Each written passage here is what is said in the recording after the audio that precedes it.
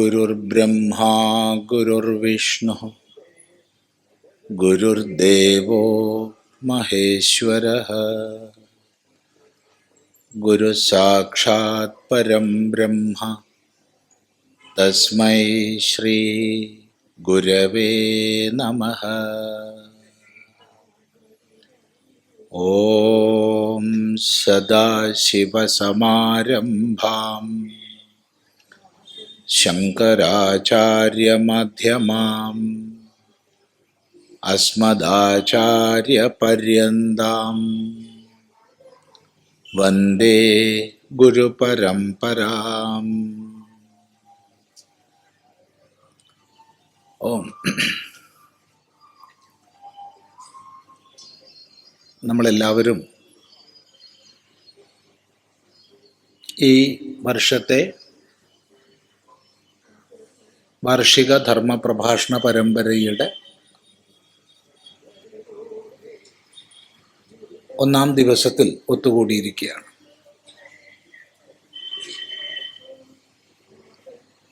അദ്വൈതാശ്രമത്തിൻ്റെ വിവിധങ്ങളായ പ്രവർത്തനങ്ങളുടെ ഭാഗമായി ഇങ്ങനെയൊരു പ്രഭാഷണ പരമ്പര കോഴിക്കോട് ആരംഭിച്ചത് 1998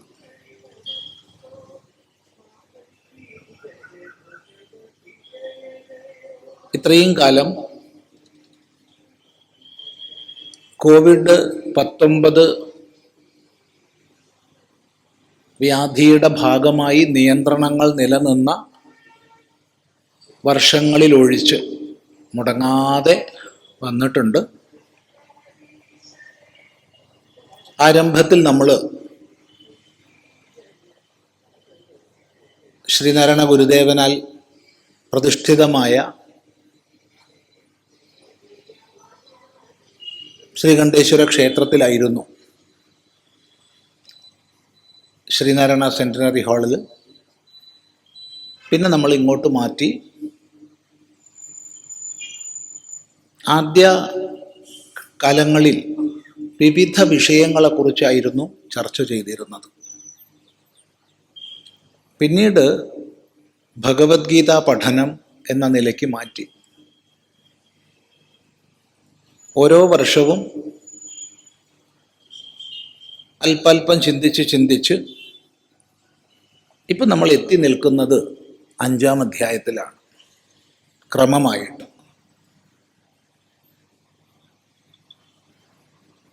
ഭഗവത്ഗീത പോലുള്ള ഒരു ശാസ്ത്രം തുടർച്ചയായി പഠിക്കേണ്ടതാണ്. അതിന് ദിവസങ്ങളുടെ അന്തരമുണ്ടായാൽ പോലും പഠിക്കാൻ വിഷമാണ്. എന്നിരിക്കെ നമ്മൾ വർഷത്തിൽ ഒരു പ്രാവശ്യം ഒത്തുകൂടി കഴിഞ്ഞ വർഷം എവിടെ എത്തിയോ അതിൻ്റെ തുടർച്ച പഠിക്കുമ്പോൾ സ്വാഭാവികമായും ആ പഠനത്തിനൊരു തുടർച്ച ഉണ്ടാവില്ല. എങ്കിൽ തന്നെയും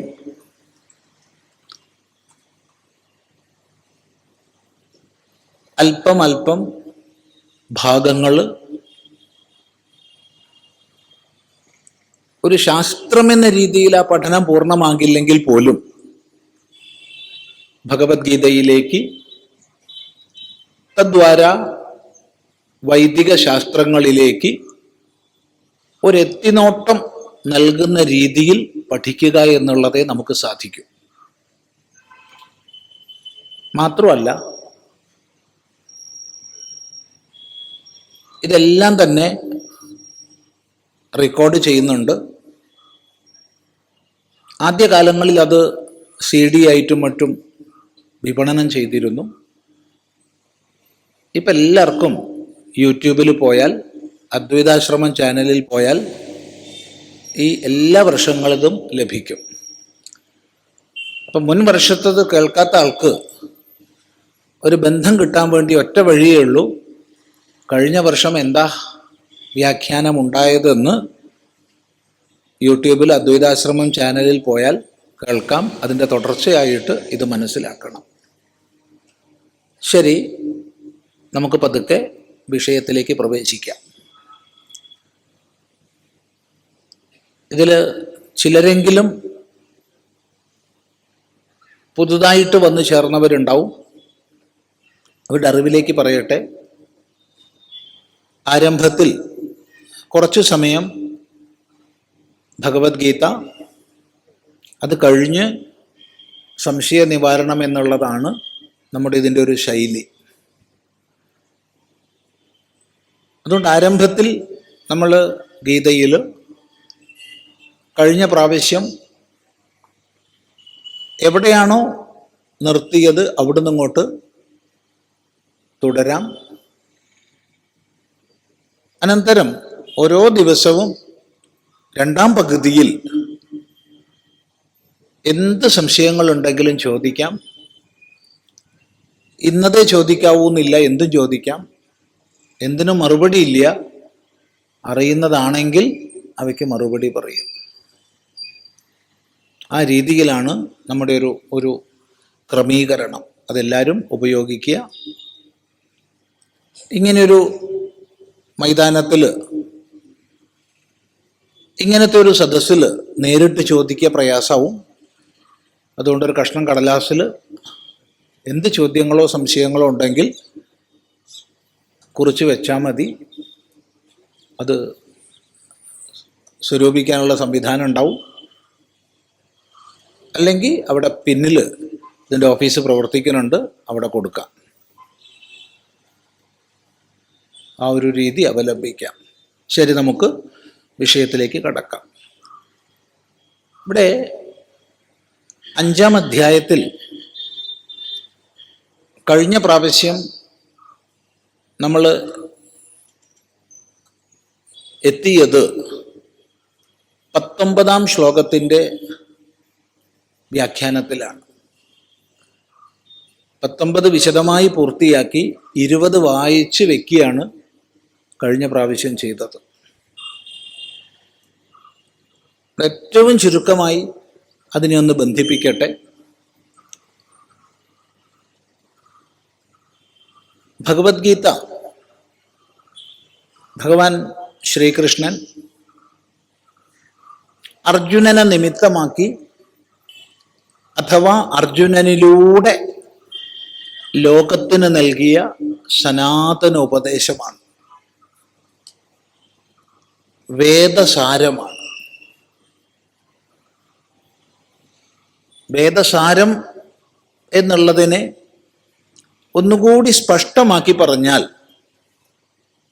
ഭഗവാൻ ഭാഷ്യകാരൻ്റെ ശങ്കരാചാര്യസ്വാമികളുടെ ഭാഷ അതേപടി പറഞ്ഞാൽ, ഇദം ഗീതാശാസ്ത്രം സമസ്ത വേദാർത്ഥ സാരസംഗ്രഹഭൂതം എന്നാണ്. ഇദം ഗീതാശാസ്ത്രം, ഈ ഗീതാശാസ്ത്രം സമസ്ത വേദാർത്ഥ സാരസംഗ്രഹഭൂതമാണ്. സമസ്ത വേദങ്ങളിലും എന്തെന്തർത്ഥങ്ങളെ പറഞ്ഞിട്ടുണ്ടോ അതിൻ്റെ സാരം ഒന്നുകൂടി സംഗ്രഹിച്ചാൽ, സാരം എന്ന് പറഞ്ഞാൽ തന്നെ മതി. സമസ്ത വേദങ്ങളിലും ശിക്ഷ, കൽപ്പം, വ്യാകരണം, നിരുക്തം, ഛന്ദസ്, ജ്യോതിഷം എന്നീ അംഗങ്ങളോട് ഒത്ത സംഹിത, ബ്രാഹ്മണം, ആരണ്യകം, ഉപനിഷത്ത് എന്നീ 4 ഭാഗങ്ങളിൽ വിഭക്തമായ സമ്പൂർണ്ണ വേദങ്ങളിലും, അത് ഋക്ക്, യജുസ്, സാമം, അഥർവം എന്ന് പിരിക്കേണ്ട ആവശ്യമില്ല. സമ്പൂർണ്ണ വേദങ്ങളിലും എന്തെന്തർത്ഥങ്ങളെ പറഞ്ഞിട്ടുണ്ടോ, എന്തെന്ത് ആശയങ്ങളെ പറഞ്ഞിട്ടുണ്ടോ അതിൻ്റെ മുഴുവൻ സാരം ഒന്നുകൂടി സംഗ്രഹിച്ചതാണ് ഗീതാശാസ്ത്രം. അതുകൊണ്ട് ഗീത മുഴുവൻ പഠിച്ചാൽ വേദം മുഴുവൻ പഠിച്ചതായി എന്നാരും പറയരുത്.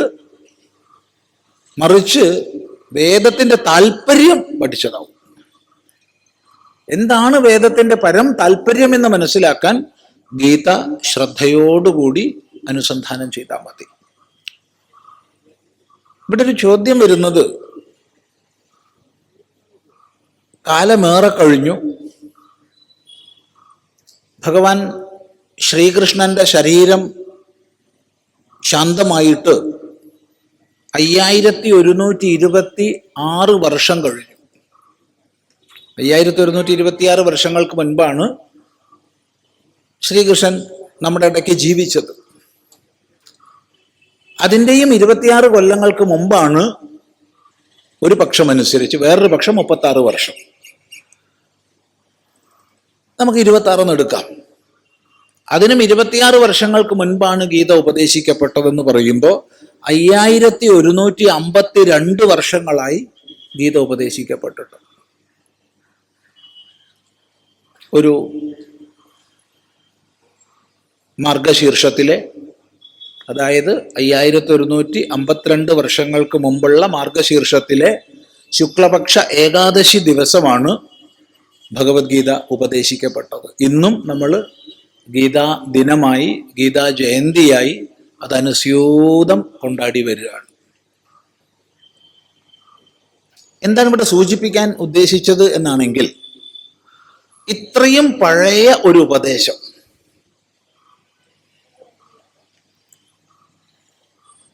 പഴഞ്ചനെന്ന് പറയാം,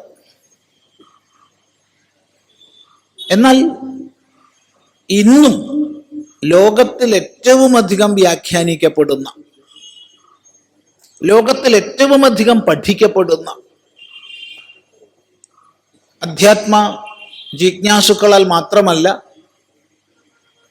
മറ്റ് വിവിധ മേഖലകളിലുള്ള, അത് ശാസ്ത്രജ്ഞന്മാരാകട്ടെ, മാനേജ്മെന്റ് ശാസ്ത്രതലത്തിലാവട്ടെ, ധനതത്വ വിശാരദന്മാരാകട്ടെ, രാഷ്ട്രതന്ത്രജ്ഞന്മാരാകട്ടെ, ഏറ്റവും അധികം എടുത്തുദ്ധരിച്ചുകൊണ്ട് ഇന്നും പഠനവിധേയമാക്കിക്കൊണ്ടിരിക്കുന്ന, ഓരോ ദിവസം കഴിയുന്തോറും നവമായ വ്യാഖ്യാനങ്ങൾക്ക് വിഷയമായി കൊണ്ടിരിക്കുന്ന ഒരു ഉപദേശമായി, ഒരു ഗ്രന്ഥമായി ഭഗവത്ഗീത നിലകൊള്ളുന്നു എന്ന് പറയുമ്പോൾ അതിൻ്റെ സാർവകാലികമായ മഹിമ,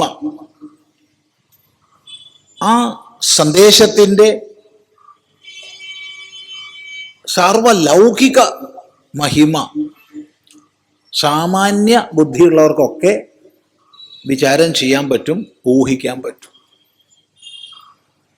എന്തുകൊണ്ട് എന്നാണെങ്കിൽ ഒറ്റ മറുപടിയേ ഉള്ളൂ. നമ്മളൊക്കെ മനുഷ്യരാണ്. ഇവിടെ ഹിന്ദു ആണെന്നോ മുസൽമാനാണെന്നോ ക്രിസ്ത്യാനിയാണെന്നോ ഒന്നും പറഞ്ഞിട്ടില്ല, മനുഷ്യരാണ്. മനുഷ്യനെ സംബന്ധിച്ച് അവൻ്റെ ഏറ്റവും വലിയ ഒരു സവിശേഷത തൻ്റെ മുന്നിൽ വരുന്ന ഒന്നിലധികമായ സാധ്യതകളിൽ നിന്ന് ഒന്നിനെ തെരഞ്ഞെടുക്കാനുള്ള അധികാരമാണ്. ഏത് സന്ദർഭത്തിലും, ഓരോ ദിവസവും, ഓരോ മണിക്കൂറിലും, ഓരോ മിനിറ്റിലും നമ്മുടെ മുമ്പിൽ ഒന്നിലധികം സാധ്യതകൾ വരും. അത് വേണോ, ഇത് വേണോ, അങ്ങോട്ട് പോണോ, ഇങ്ങോട്ട് പോണോ, ഇതാണോ ശരി, അതാണോ ശരി, നിരന്തരം ഈ സാധ്യതകളിൽ നിന്ന് ഏതിനെയാണോ നമ്മൾ തിരഞ്ഞെടുക്കുന്നത് അതിനനുസരിച്ചായിരിക്കും നമ്മുടെ ജീവിതം. ഇത് മറ്റ് ജീവികളെ സംബന്ധിച്ച് നമ്മുടെ ദൃഷ്ടിയിൽ ഇല്ലാത്തതാണ്. മറ്റ് ജീവികളെ സംബന്ധിച്ച് ഇല്ലാത്തതാണെന്ന് പറഞ്ഞിട്ടില്ല, നമ്മുടെ ദൃഷ്ടിയിൽ ഇല്ലാത്തതാണ്. കാരണം എന്താണോ മുന്നിൽ വരുന്നത് അത് സ്വീകരിക്കുക, അതേ അവർക്ക് പറ്റൂ. മനുഷ്യനെ സംബന്ധിച്ച് യുക്തിപൂർവം അപഗ്രഥിച്ച് തൻ്റെ മുന്നിൽ വരുന്ന ഒന്നിലധികമായ സാധ്യതകളിൽ നിന്ന് ഒന്നിനെ സ്വീകരിക്കാൻ, തള്ളാനുള്ള അധികാരമുണ്ട്. എന്തിനെയാണോ സ്വീകരിക്കുന്നത് അതിനനുസരിച്ചായിരിക്കും അവൻ്റെ ജീവിതം. നമ്മുടെ ജീവിതം അവൻ നശിപ്പിച്ചു, ഇവൻ നശിപ്പിച്ചു എന്നൊന്നും പറയുന്നതിൽ അർത്ഥമില്ല. നമ്മളുടെ തെരഞ്ഞെടുപ്പിനനുസരിച്ചാണ് നമ്മുടെ ജീവിതം. ഈ സവിശേഷത നിലനിൽക്കുന്ന കാലത്തോളം, ഒന്നുകൂടി വ്യക്തമായി പറഞ്ഞാൽ, വിശേഷബുദ്ധി മനുഷ്യനിൽ ഉള്ള കാലത്തോളം പ്രസക്തമാണ് ഗീതയുടെ സന്ദേശം, ഉപദേശം. കാരണം ഇവിടെ അർജുനൻ എന്ന വ്യക്തി ഈ മനുഷ്യ സമൂഹത്തിൻ്റെ ഒരു പ്രതിനിധിയാണ്. ഈ മാനവ സമാജത്തിലെ ഒരംഗമാണ്, ഒരു സാധാരണ മനുഷ്യൻ, എല്ലാ വിചാര വികാരങ്ങളുമുള്ള ഒരു മനുഷ്യൻ. എന്നാൽ അവന്റെ മേഖലയിൽ അദ്വിതീയമായ പ്രാവീണ്യമുള്ളവൻ. ശ്രദ്ധിക്കുക, അർജുനൻ മനുഷ്യ സാമാന്യത്തിന്റെ പ്രതീകമാണ്. എല്ലാ വിചാരങ്ങളും വികാരങ്ങളും എല്ലാം ഉള്ളൊരു സാമാന്യ മനുഷ്യൻ. എന്നാൽ അവന്റെ മേഖലയിൽ അദ്വിതീയമായ പ്രാവീണ്യമുള്ളവൻ, അതിരഥനാണ്. ഈ അർജുനന് തൻ്റെ ജീവിതത്തിലെ വലിയൊരു പ്രതിസന്ധി ഘട്ടത്തിൽ കർത്തവ്യമെന്ത് അകർത്തവ്യമെന്ത് എന്ന് നിശ്ചയിക്കാനാവാതെ ഉഴറുന്ന ഒരു സന്ദർഭം വന്നു ചേർന്നപ്പോൾ, ധർമ്മസമ്മൂഢതയിൽ അകപ്പെട്ടപ്പോൾ സ്വാഭാവികമായി മാനുഷിക തലം, അതാണല്ലോ നമ്മളിതൊക്കെ ആദ്യം പ്രവർത്തിക്കുക, മാനുഷിക തലം പ്രവർത്തിക്കുകയും ആ മാനുഷിക തലത്തിൽ ഇരുന്നു കൊണ്ട് മനുഷ്യന്റെ ഉദാത്തമായ സാഹോദര്യം, സ്നേഹം തുടങ്ങിയ ഒരുപാട് ഭാവങ്ങളെ ധർമ്മസമ്മൂഢതയിൽ ഇരുന്നു കൊണ്ട് തന്നിലേക്ക് ആവാഹിച്ചു. എന്തേ സംഭവിച്ചത്? നിഷ്പക്ഷമായി ധർമ്മ നിരൂപണം ചെയ്യുന്നതിൽ പരാജയപ്പെട്ടു. നിഷ്പക്ഷമായി ധർമ്മ നിർണയം ചെയ്യുന്നതിൽ പരാജയപ്പെട്ട അർജുനൻ നേരത്തെ സൂചിപ്പിച്ച മാനുഷിക ഭാവങ്ങളെ മാത്രം ഉദാരഭാവത്തോടുകൂടി തന്നിലേക്ക് ആവാഹിച്ചപ്പോ സ്വകർത്തവ്യത്തിൽ നിന്ന് പിന്തിരിഞ്ഞു. സ്വകർത്തവ്യം അവിടെ ഹിംസാത്മകമായ യുദ്ധം തന്നെയാണ്. ആ പിന്തിരിയലിന് ഉദാത്തമായ ത്യാഗത്തിൻ്റെയും സ്നേഹത്തിൻ്റെയും ഒക്കെ മുഖം മൂടി അണിയിച്ചു.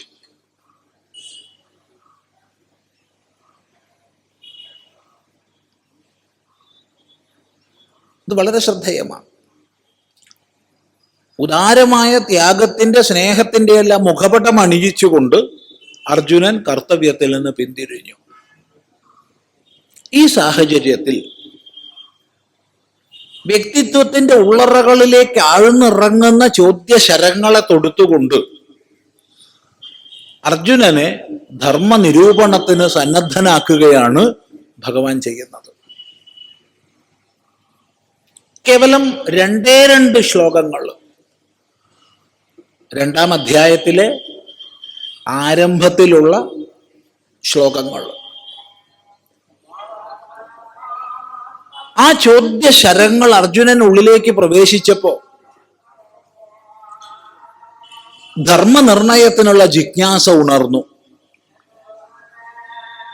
കേവലം ധർമ്മനിർണയം മാത്രമല്ല, അതിനപ്പുറത്ത് മനുഷ്യ ജീവിതത്തിന്റെ ആത്യന്തികമായ ശ്രേയസ് എന്താണെന്നും എങ്ങനെയാണെന്നും അർജുനൻ സംശയിച്ചു.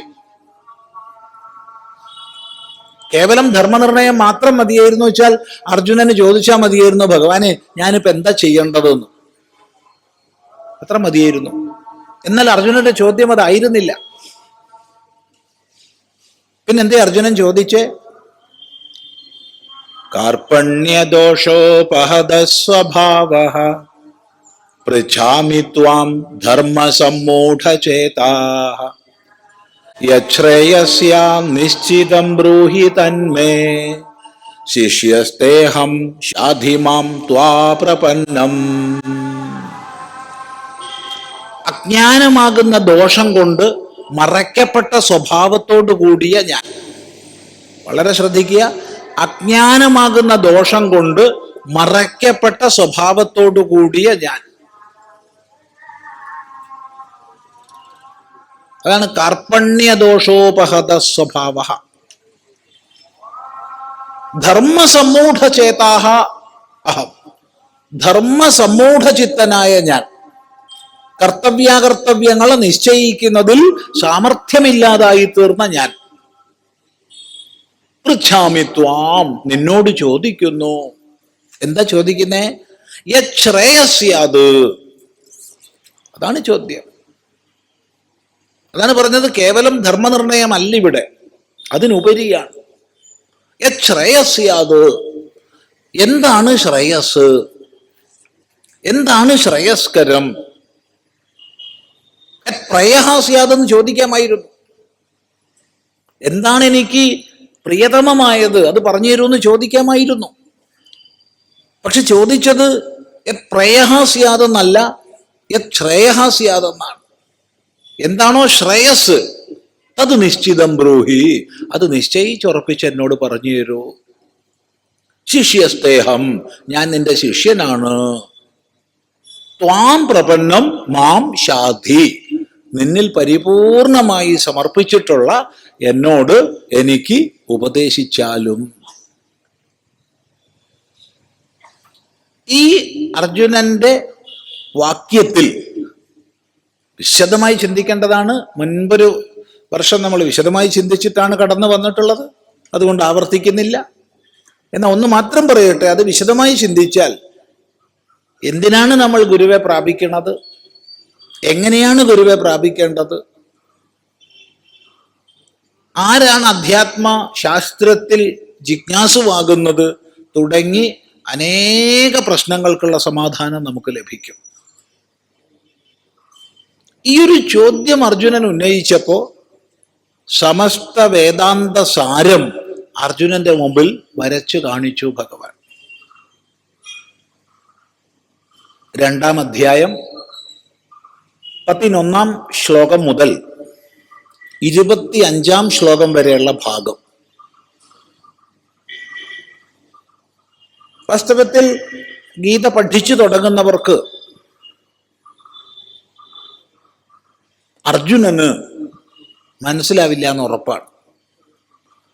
2-ാം അധ്യായം 11-ാം ശ്ലോകം മുതൽ 25-ാം ശ്ലോകം വരെയുള്ള ഭാഗം. പിന്നെ എന്തിനു മനസ്സിലാവാത്തത് ഉപദേശിച്ചു എന്ന് ചോദിച്ചാൽ അത് ഗുരുനാഥന്റെ ശൈലിയാണ്. സ്വാധ്യായത്തിലൂടെ, സാധനയിലൂടെ പ്രാപിക്കേണ്ടുന്ന ആത്യന്തികമായ ലക്ഷ്യത്തെ ആരംഭത്തിൽ തന്നെ ചൂണ്ടിക്കാണിക്കുക. ദാ അവിടെയാ നമുക്ക് എത്താനുള്ള കിട്ടുക, അതാണ് ലക്ഷ്യം. എന്നിട്ട് ശിഷ്യനെ കൈപിടിച്ച് കൂടെ പതുക്കെ പതുക്കെ പതുക്കെ കൊണ്ടുപോവുക. ഇതാണ് ഗുരുനാഥന്റെ ശൈലി. ആ ചൂണ്ടിക്കാണിക്കലാണ് ആത്യന്തികമായ ശാസ്ത്ര ലക്ഷ്യം. അതാണ് 11-ാം ശ്ലോകം മുതൽ 25-ാം ശ്ലോകം വരെയുള്ള ഭാഗം. തുടർന്ന് ഭഗവാൻ നമ്മളെ കൈപിടിച്ച് കൊണ്ടുപോവുകയാണ് അധ്യായങ്ങളിലൂടെ അവസാനം മോക്ഷ സന്യാസത്തിലെത്തുന്നത് വരെ, 18-ാം അധ്യായത്തിൽ എത്തുന്നത് വരെ. ആ കൊണ്ടുപോകുന്ന ഗതിയിൽ നമ്മൾ പ്രത്യേകം ശ്രദ്ധിക്കുക. ഭഗവത്ഗീതയുടെ എന്നല്ല, വേദാന്ത ശാസ്ത്രത്തിന്റെ എന്നല്ല, വേദത്തിന്റെ അഥവാ സനാതന ധർമ്മത്തിന്റെ ഏറ്റവും വലിയ മഹിമയെ കാണിക്കുന്ന ഒരു ആശയം. എന്ത് തന്നെ ഭഗവാൻ ഉപദേശിച്ചാലും അതിനെ സംബന്ധിച്ച് സംശയം ചോദിക്കുക, ആ സംശയങ്ങൾക്ക് മറുപടി ലഭിക്കുക. അത് ലഭിക്കുമ്പോൾ അടുത്ത സംശയം വരികയായി, അതിന് അടുത്ത മറുപടി, അതിനടുത്ത ചോദ്യം, അടുത്ത മറുപടി. ഇങ്ങനെ ചോദ്യോത്തരങ്ങളായി, സംശയ നിവാരണങ്ങളായിട്ടാണ് 18 അധ്യായം വരെ ഗീത നീണ്ടുപോകുന്നത്. ഇത് ഗീതയുടെ വിശേഷമല്ല, ഇത് ഉപനിഷത്തുക്കളുടേതാണ്. ഇത് ഉപനിഷത്തുക്കളുടെ വിശേഷമല്ല, വേദത്തിൻ്റെതാണ്, ഇതിഹാസങ്ങളുടേതാണ്, പുരാണങ്ങളുടേതാണ്. സനാതന ധർമ്മശാസ്ത്രങ്ങളുടെ മുഴുവൻ സ്വഭാവം, അവതരണ ശൈലി ചോദ്യോത്തരങ്ങളായിട്ടാണ്. ഇത് വലിയൊരു മഹിമയാണ്. കാരണം ഞാൻ പറയുന്നത് നിങ്ങൾ വിശ്വസിക്കൂ എന്നല്ല, ഞാൻ പറയുന്നതിനെ ചോദ്യം ചെയ്യാതെ നിങ്ങൾ വിശ്വസിക്കൂ എന്നല്ല, മറിച്ച് ഞാൻ പറയുന്നതിനെ കുറിച്ച് യുക്തിപൂർവം വിചാരം ചെയ്ത് അതിനെ സംബന്ധിച്ച് എന്ത് ചോദ്യങ്ങൾ, സംശയങ്ങൾ ഉരുത്തിരിയുന്നുണ്ടോ അവയെ ചോദിക്കൂ എന്നാണ്. എവിടെ ശാസ്ത്രീയമായ സമീപനമുണ്ടോ, എവിടെ യുക്തിഭദ്രമായ അപഗ്രഥന രീതിയുണ്ടോ, അവിടെ മാത്രമേ ചോദ്യങ്ങളെ അനുവദിക്കൂ, പ്രോത്സാഹിപ്പിക്കൂ. അല്ലാത്തിടത്ത് ഞാൻ പറയുന്നത് നീ വിശ്വസിച്ചോളണം, ഞാൻ പറഞ്ഞത് നീ വിശ്വസിക്കണം. എന്തുകൊണ്ട്? ഞാനാണ് പറയേണ്ട ആള്, നീ കേൾക്കേണ്ട ആള്. അവിടെ വിശ്വാസത്തിൽ മാത്രം അധിഷ്ഠിതമാണ്. വിശ്വാസത്തിൽ അധിഷ്ഠിതമായിടത്ത് ചോദ്യം ചെയ്യാൻ അധികാരമില്ല. എന്നാൽ സനാതന ധർമ്മശാസ്ത്രങ്ങൾ മുഴുവൻ ചോദ്യം ചെയ്യാൻ നമ്മളെ പ്രേരിപ്പിക്കുന്നു, പ്രോത്സാഹിപ്പിക്കുന്നു. എന്നല്ല, ഗീതയിൽ നിന്ന് വളരെ മനോഹരമായൊരു സന്ദർഭം ചൂണ്ടിക്കാണിക്കട്ടെ. ഭഗവാൻ ഉപദേശിച്ച ആശയങ്ങളെ സംബന്ധിച്ച് വിമർശന ചുവയോടുകൂടി അർജുനൻ ചോദ്യം ചെയ്യുന്നുണ്ട്. ഒരു സന്ദേഹമില്ലാതെ പറയട്ടെ, വിമർശന ചുവയോടുകൂടി. രണ്ട് ഇവ ശബ്ദം പ്രയോഗിച്ചത് കൊണ്ടാ വിമർശന ചുവ എന്ന് പറഞ്ഞത്. ആ ഇവ ശബ്ദം കൂടി എടുത്തു മാറ്റിയാൽ വിമർശനം തന്നെയാ. വ്യാമിശ്രേണേവ വാക്യേന ബുദ്ധിം മോഹയസീവമേ എന്ന് പറയുന്ന അർജുനൻ വാസ്തവത്തിൽ ഭഗവാൻ പറഞ്ഞതിനെ ഒന്ന് വിമർശിക്കുകയല്ലേ ചെയ്തിട്ടുള്ളത്. കാരണം എൻ്റെ ബുദ്ധിയുടെ വ്യാമോഹം മാറാൻ വേണ്ടിയാ ഞാൻ നിന്നോട് ചോദിച്ചത്. നീ എൻ്റെ ബുദ്ധിയെ മോഹിപ്പിക്കണത് പോലെയാ എനിക്ക് തോന്നുന്നത്. വ്യാമിശ്രേണേവ വാക്യേന. ഗുരുനാഥനോട് നമ്മൾ സംശയം ചോദിക്കുന്നത് മിശ്രീഭൂതമായി മറുപടി കിട്ടാൻ വേണ്ടിയിട്ടല്ല. ശങ്കരാചാര്യർ അങ്ങനെ പറയുന്നു, മധ്വാചാര്യർ ഇങ്ങനെ പറയുന്നു, സായണാചാര്യർ ഇങ്ങനെ പറയുന്നു, അല്ലെങ്കിൽ രാമാനുജാചാര്യർ ഇങ്ങനെ പറയുന്നു, നിമ്പാർക്കാചാര്യർ ഇങ്ങനെ പറയുന്നു, വല്ലഭാചാര്യർ ഇങ്ങനെ പറയുന്നു എന്ന് കേൾക്കാനല്ല നമ്മൾ ഗുരുവോട് ചോദിക്കുന്നത്. ആ മറുപടി കിട്ടാൻ ഗൂഗിളിനോട് ചോദിച്ചാൽ മതി, ലൈബ്രറിയിൽ പോയി പരിശോധിച്ചാൽ മതി. ഗുരുനാഥനോട് നമ്മൾ ചോദിക്കുന്നത് അങ്ങ് എന്ത് പറയുന്നു, ശങ്കരാചാര്യർ എന്ത് പറയുന്നു, അല്ലെങ്കിൽ രാമാനുജാചാര്യർ എന്ത് പറയുന്നു എന്നറിയാനല്ല. എന്താണ് ഈ വിഷയത്തിൽ അങ്ങ് പറയുന്നത്? അപ്പോ ഒരിക്കലും കൂടിക്കലർന്നതല്ലാത്ത നിശ്ചയ സ്വഭാവത്തോടു കൂടിയുള്ള ഉപദേശം കേൾക്കാനാണ് നമ്മൾ ഗുരുവെ പ്രാപിക്കുന്നത്. അവിടെയാണ് അർജുനൻ പറയുന്നത് മിശ്രീഭൂതമായതുപോലെയാണ് അങ്ങ് ഉപദേശിക്കുന്നത്. അതൊരു വിമർശനല്ലേ? ചോദ്യം 1. ചോദ്യം 2, ബുദ്ധിയുടെ മോഹം ഇല്ലാതാക്കാനാണ് നമ്മൾ ഗുരുവെ പ്രാപിക്കുന്നത്. ഭഗവാനെ അങ്ങ് ബുദ്ധിയുടെ മോഹം ഇല്ലാതാക്കണു കേട്ടോ എന്ന് പറഞ്ഞാൽ സന്തോഷ. എന്നാ അർജുനൻ പറഞ്ഞത് എന്താ? നീ എൻ്റെ ബുദ്ധിയെ ഭ്രമിപ്പിക്കുന്നു എന്നാണ്. അവിടെ ചമൽക്കാരപൂർവം 2 ഇവ എന്ന് ചേർത്തു എന്നുള്ളത് ശരിയാ. എങ്കിലും അതൊരു വിമർശന ചുവയോടുകൂടിയുള്ള വാക്യം തന്നെയാണ്. ഇത് കേട്ട ഭഗവാൻ എന്താ പറഞ്ഞത്? ഏ മഹാഭാവി, ഞാൻ ഉപദേശിക്കുന്നത് തെറ്റാന്നാണോ നീ പറയണത്? നീ ഒന്നും ഗുണം പിടിക്കില്ല എന്നാണോ പറഞ്ഞത്? അല്ല. പിന്നെന്താ പറഞ്ഞത്? മിടുക്ക, അനഘ, ഹേ പാപരഹിത എന്ന് പറഞ്ഞു പ്രോത്സാഹിപ്പിച്ചു ചോദ്യം ചെയ്യാൻ. വളരെ ശ്രദ്ധിക്കേണ്ടതാണ്. ഈ അർജുനന്റെ ഈ വാക്യങ്ങൾക്ക് മറുപടി പറയുന്ന ഭഗവാൻ ബോധപൂർവം അനഘ എന്ന് വിളിക്കുന്നുണ്ട്. ലോകേസ്മിൻ ദ്വിവിധാ നിഷ്ഠ പുരാ പ്രോക്താമയാനഘ. അനഘ എന്ന് വിളിച്ചു. പാപരഹിത, പ്രോത്സാഹിപ്പിക്കുകയാണ്. ഇതാണ് സനാതന ധർമ്മത്തിന്റെ വിശേഷം. ഈ വിശേഷം കൊണ്ടാണ് ഇന്ന് ലോകത്തിൽ സനാതന ധർമ്മത്തിന്റെ പ്രസക്തിയും പ്രവൃത്തിയും അത്ഭുതകരമായ രീതിയിൽ ഏറിക്കൊണ്ടിരിക്കുന്നത്. അത്ഭുതകരമായ രീതിയിൽ ലോകത്തിൽ വിദ്യാഭ്യാസപരമായി ഉയർന്ന വിവിധ രാജ്യങ്ങളിലൂടെ സഞ്ചരിക്കൂ. ആ സഞ്ചാരം ഇന്നത്തെ സാങ്കേതിക വിദ്യ ഉപയോഗിച്ച് നമ്മുടെ താമസ സ്ഥലത്ത് വെച്ച് തന്നെ ആക്കിക്കോളൂ. ഇന്റർനെറ്റ്, ഓൺലൈൻ മാധ്യമം ഉപയോഗിച്ചാൽ മതി. നമുക്ക് കാണാൻ സാധിക്കും, വിവിധ പ്രദേശങ്ങളിൽ 40-നും 50-നും ഇടയ്ക്ക് ശതമാനം പേര് ഞങ്ങൾ നോൺ റിലീജിയസ് ആണെന്ന് പ്രഖ്യാപിച്ചുകൊണ്ടിരിക്കുന്ന കാലമാണ്. 43%, 45%, 48% എന്നൊക്കെ യൂറോപ്പ്, ഓസ്ട്രേലിയ, അമേരിക്ക തുടങ്ങിയ സ്ഥലങ്ങളിൽ നമുക്ക് മനസ്സിലാക്കാൻ പറ്റും. ഏത് തന്നെയായാലും 40-നും 50-നും ഇടയ്ക്ക് ശതമാനം പേര് ഞങ്ങൾ നോൺ റിലീജിയസ് ആണെന്ന് പ്രഖ്യാപിക്കുകയാണ്. വിവാഹം, ശവസംസ്കാരം എന്നിവയുമായി ബന്ധപ്പെട്ട മതത്തിന്റെ പിടികൂടി ഇല്ലായിരുന്നെങ്കിൽ, ആവർത്തിക്കട്ടെ, വിവാഹം, ശവസംസ്കാരം എന്നിവയുമായി ബന്ധപ്പെട്ട മതത്തിന്റെ പിടികൂടി ഇല്ലായിരുന്നെങ്കിൽ ഇത് 60-70% ആകുമായിരുന്നു. എന്തുകൊണ്ട്? കാരണം മനുഷ്യൻ അടിസ്ഥാനപരമായി യുക്തിബോധമുള്ളവനാണ്. അവന് വികാരങ്ങളുണ്ട്, അവന് സ്നേഹമുണ്ട്, അവന് ദുഃഖമുണ്ട്, ഒക്കെ ഉണ്ട്. എന്നാൽ അടിസ്ഥാനപരമായി യുക്തിബോധമുള്ളവനാണ്. എന്തിനെക്കുറിച്ചും അവൻ ചോദ്യം ചെയ്യും. എന്തുകൊണ്ട്, എന്തുകൊണ്ട്, എന്തുകൊണ്ടെന്ന്. ഈ ചോദ്യം ചെയ്യലിന് സമാധാനം ലഭിച്ചേ മതിയാവും. ആ സമാധാനം നൽകാതെ അതങ്ങനെയാണ്, അതങ്ങനെ പാടുള്ളൂ എന്ന് പറഞ്ഞാൽ വിശ്വാസത്തിന്റെ അടിസ്ഥാനത്തിൽ ഏറെക്കാലം ഒരു സമൂഹത്തെ ബന്ധിപ്പിച്ച് നിർത്താൻ ആർക്കും സാധ്യമല്ല. ഒരു മതത്തിനും സാധ്യമല്ല, ഒരു രാഷ്ട്രീയത്തിനും സാധ്യമല്ല, ഒരു വ്യവസ്ഥയ്ക്കും സാധ്യമല്ല.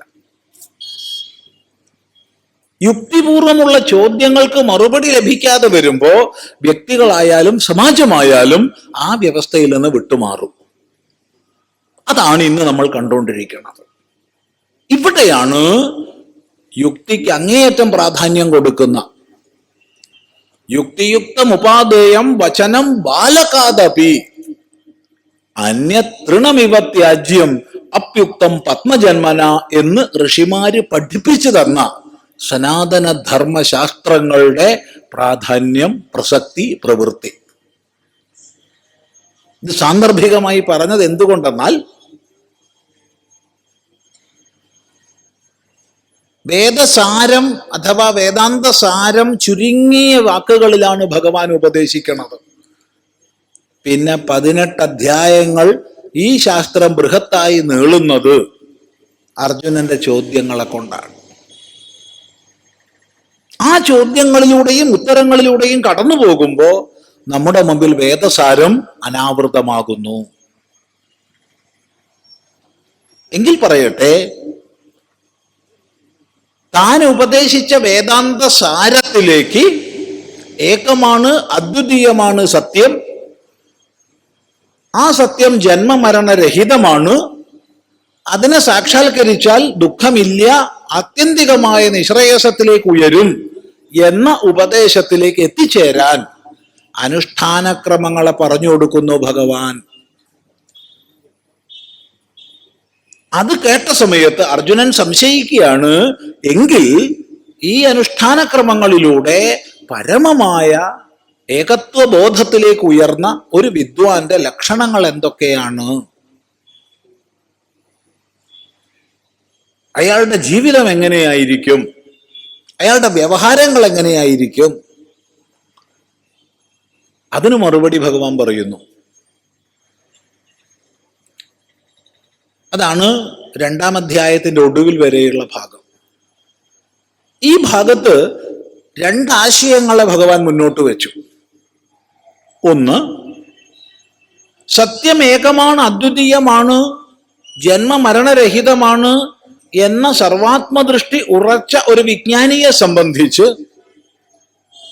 എനിക്ക് എൻ്റെ എന്നുള്ള മമത്വഭാവനയോടുകൂടിയ കർമ്മങ്ങളെല്ലാം കൊഴിഞ്ഞു പോയിട്ടുണ്ട്.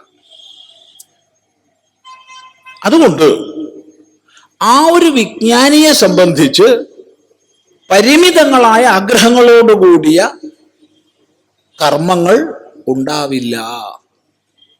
എനിക്ക് എൻ്റെ എന്ന സങ്കല്പത്തോടു കൂടിയുള്ള ഒരു കർമ്മവും തന്നെ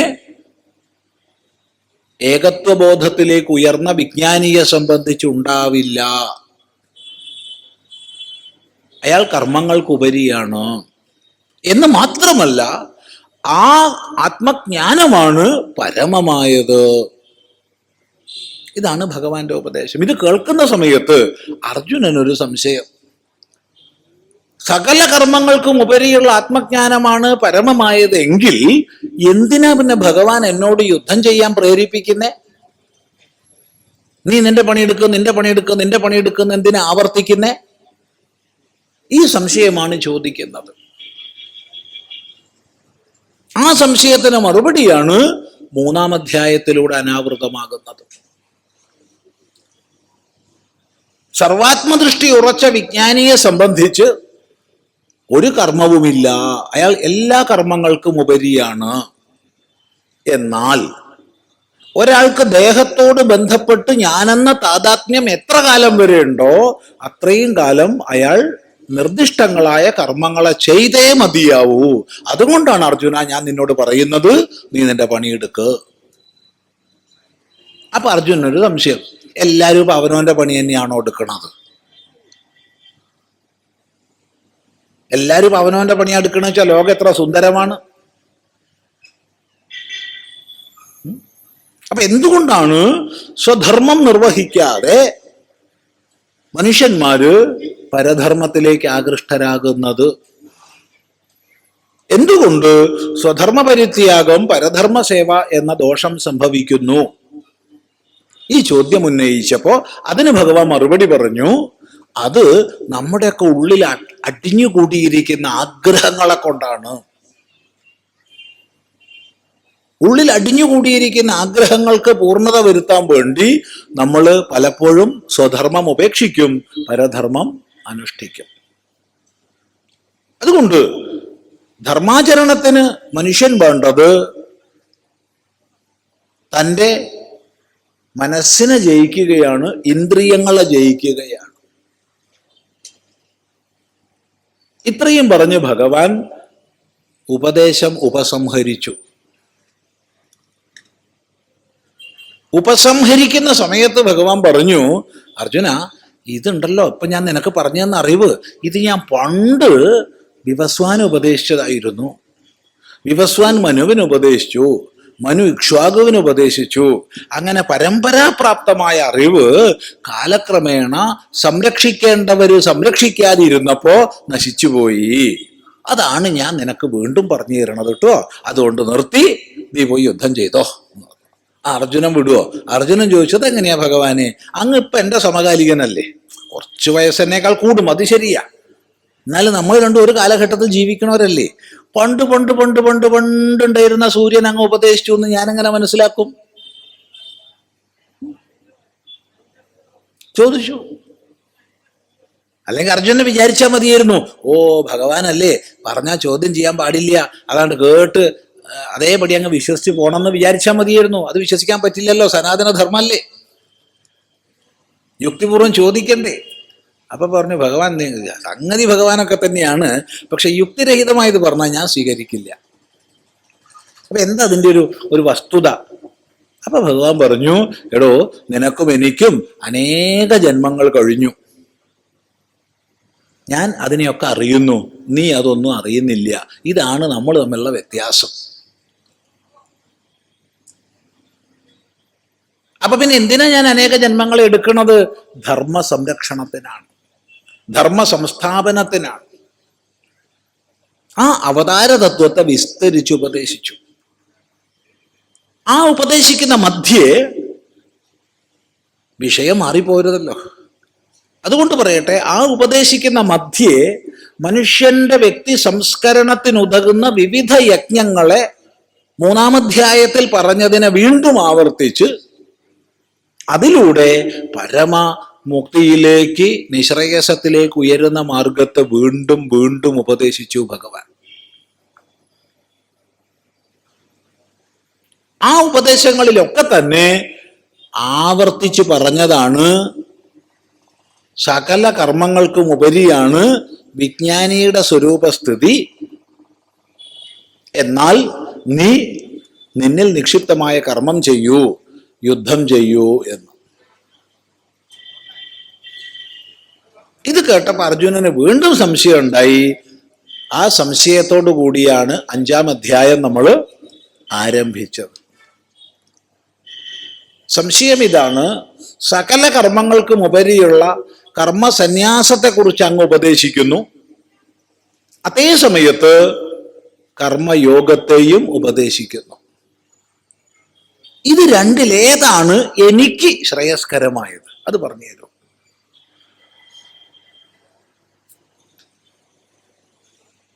ഒരാളോട് ചോദിക്കുകയാണ്, 9-ാം ക്ലാസ് ആണോ വലുത്, പഠിക്കാൻ കൂടുതൽ നല്ലത്, അല്ല MSc ക്ലാസ് ആണോ കൂടുതൽ നല്ലത് എന്ന് ചോദിച്ചാൽ ഒറ്റ മറുപടിയുള്ളൂ. ഏത് തലത്തിലുള്ള ആളാണോ ചോദിക്കുന്നത് അത് അപഗ്രഥിച്ച് മാത്രമേ മറുപടി പറയാൻ പറ്റൂ. 7-ാം ക്ലാസ് കഴിഞ്ഞ ആളാണെങ്കിൽ 8-ാം ക്ലാസ് ആണ് നിനക്ക് നല്ലതെന്ന് പറയണം. അല്ലാതെ അവിടെ പോസ്റ്റ് ഗ്രാജുവേഷനാണ് നല്ലതെന്ന് പറഞ്ഞാൽ അത് വിഡ്ഢിത്താണ്. അർജുനൻ വ്യക്തമായി ചോദിക്കുകയാണ്, അങ്ങ് കർമ്മസന്യാസത്തെയും കർമ്മയോഗത്തെയും ഉപദേശിക്കുന്നു, ഇത് രണ്ടിൽ വെച്ച് ഏതാണ് എനിക്ക് ശ്രേയസ്കരമായത്? ഭഗവാൻ പറഞ്ഞു, കർമ്മസന്യാസവും കർമ്മയോഗം ഒക്കെ നല്ലത് തന്നെയാ, പക്ഷെ നിനക്ക് നല്ലത് കർമ്മയോഗ കേട്ടോ. നീ സന്യാസത്തിന് അധികാരി ആയിട്ടില്ല. അതുകൊണ്ട് നിന്നിൽ നിക്ഷിപ്തമായ കർമ്മത്തെ ഈശ്വരാർപ്പണ ഭാവത്തോടു കൂടി ചെയ്ത് നീ മുന്നോട്ട് ജീവിക്കൂ. അങ്ങനെ ഈശ്വരാർപ്പണ ഭാവത്തോടു കൂടി കർമ്മം ചെയ്താൽ ക്രമേണ പരമമായ ചിത്തശുദ്ധിയിലൂടെ തത്വവിജ്ഞാനത്തിലേക്ക് ഉയരാം, ഏക സത്യബോധത്തിലേക്ക് ഉയരാം. അങ്ങനെ ഏക സത്യബോധത്തിലേക്ക് ഉയർന്ന ആള് സകല കർമ്മങ്ങൾക്കുപരിയാണ്. അയാൾ ലോകദൃഷ്ടിയിൽ ലോകോപകാരാർത്ഥം എന്തു തന്നെ ചെയ്യുന്നുണ്ടെങ്കിലും, ഒന്ന് പറഞ്ഞു ലോകദൃഷ്ടിയിൽ, 2 ലോകോപകാരാർത്ഥം എന്തു തന്നെ ചെയ്യുന്നുണ്ടെങ്കിലും അയാൾ സ്വദൃഷ്ടിയ ഒന്നും ചെയ്യണില്ല. ഈ ഒരു ആശയത്തെ ഉപദേശിക്കുന്നതിന് അടിസ്ഥാനമായ ബോധം 4-ാം അധ്യായത്തിൽ പറഞ്ഞിട്ടുണ്ട് ഭഗവാൻ. അത് കർമ്മണ്യ കർമ്മയ പശ്യേത് അകർമ്മണി ച കർമ്മയഃ സബുദ്ധിമാൻ മനുഷ്യേഷു സയുക്ത കൃത്സ്ന കർമ്മകൃത് എന്നതാണ്. കർമ്മത്തിൽ അകർമ്മത്തെയും അകർമ്മത്തിൽ കർമ്മത്തെയും ആര് കാണുന്നുവോ അവനാണ് ബുദ്ധിമാൻ, അവൻ കൃതകൃത്യനാണ്, അവൻ യുക്തനാണ് എന്ന്. ഈ ഒരു ബോധത്തെയാണ് ആവർത്തിച്ച് ആവർത്തിച്ച് വിശദീകരിക്കുന്നത്. ശ്രദ്ധിക്കുക. അപ്പൊ ഏകത്വബോധത്തിലേക്ക് ഉയർന്നൊരു വിജ്ഞാനി ലോകസംഗ്രഹാർത്ഥം എന്തു തന്നെ ചെയ്താലും എനിക്ക് എൻ്റെ എന്നുള്ള മമത്വവാസന ഇല്ലാത്തത് കൊണ്ട് അയാൾ ഒന്നും ചെയ്യണില്ല. ഇതാണ് പ്രധാനമായി ഉപദേശിച്ച ഭാഗം. അവിടെ ആ ഒരു വിജ്ഞാനിയുടെ ലക്ഷണം എന്താണ്?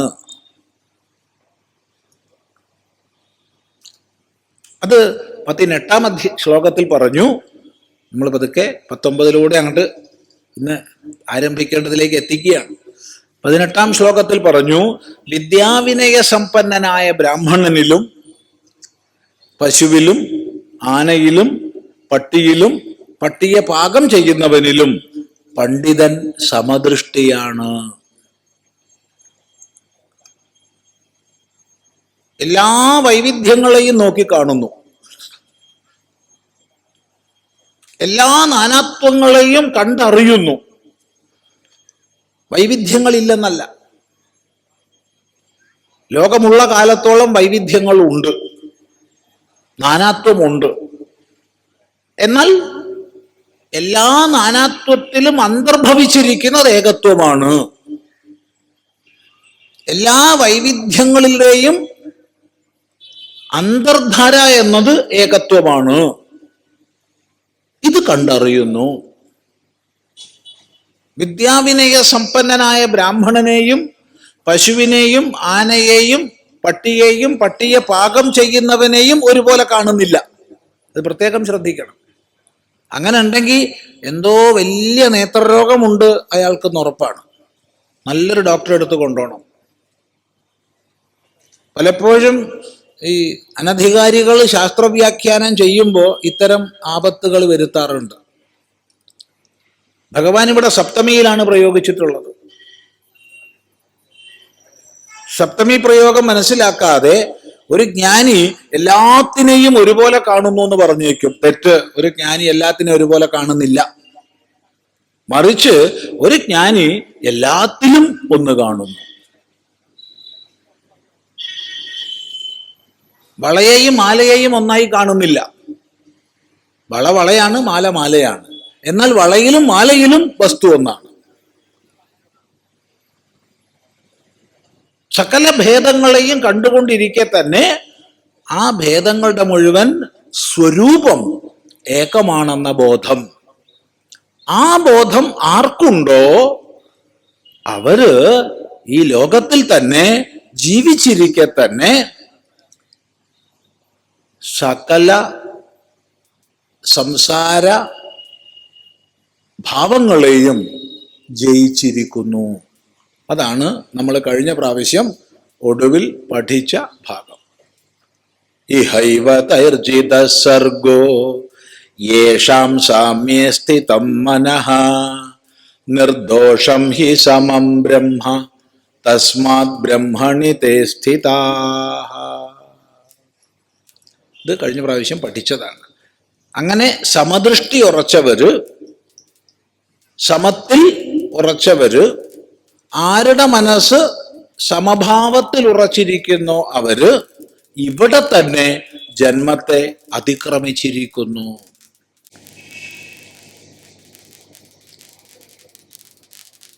നിർദോഷമായിരിക്കുന്ന ഏകമായ സത്യത്തിൽ ഉറച്ചവര് അവര് ബ്രഹ്മനിഷ്ഠന്മാരാണ് എന്ന് പറഞ്ഞ ഭാഗം. തുടർന്ന് ഒരു ശ്ലോകം കഴിഞ്ഞ പ്രാവശ്യം വായിച്ചു വെച്ചിട്ടുണ്ട്, വിശദീകരിച്ചിട്ടുമുണ്ട്. പക്ഷേ അതുകൂടി പറഞ്ഞാലേ അടുത്തതിലേക്ക് ബന്ധിപ്പിക്കാൻ പറ്റും. അതുകൊണ്ട് കഴിഞ്ഞ പ്രാവശ്യം പറഞ്ഞതാണെങ്കിലും ഒന്നുകൂടി അടുത്ത ശ്ലോകം പറഞ്ഞിട്ടാണ് നമ്മൾ വിഷയപ്രവേശം ചെയ്യുന്നത്. നോക്കൂ. ന പ്രഹൃഷ്യേത് പ്രിയം പ്രാപ്യ നോദ്വിജേത് പ്രാപ്യ ചാപ്രിയം സ്ഥിരബുദ്ധിരസമ്മൂഢോ ബ്രഹ്മവിദ് ബ്രഹ്മണി സ്ഥിതഃ.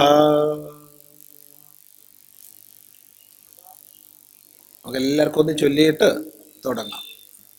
ന പ്രഹൃഷ്യേത് പ്രിയം പ്രാപ്യ.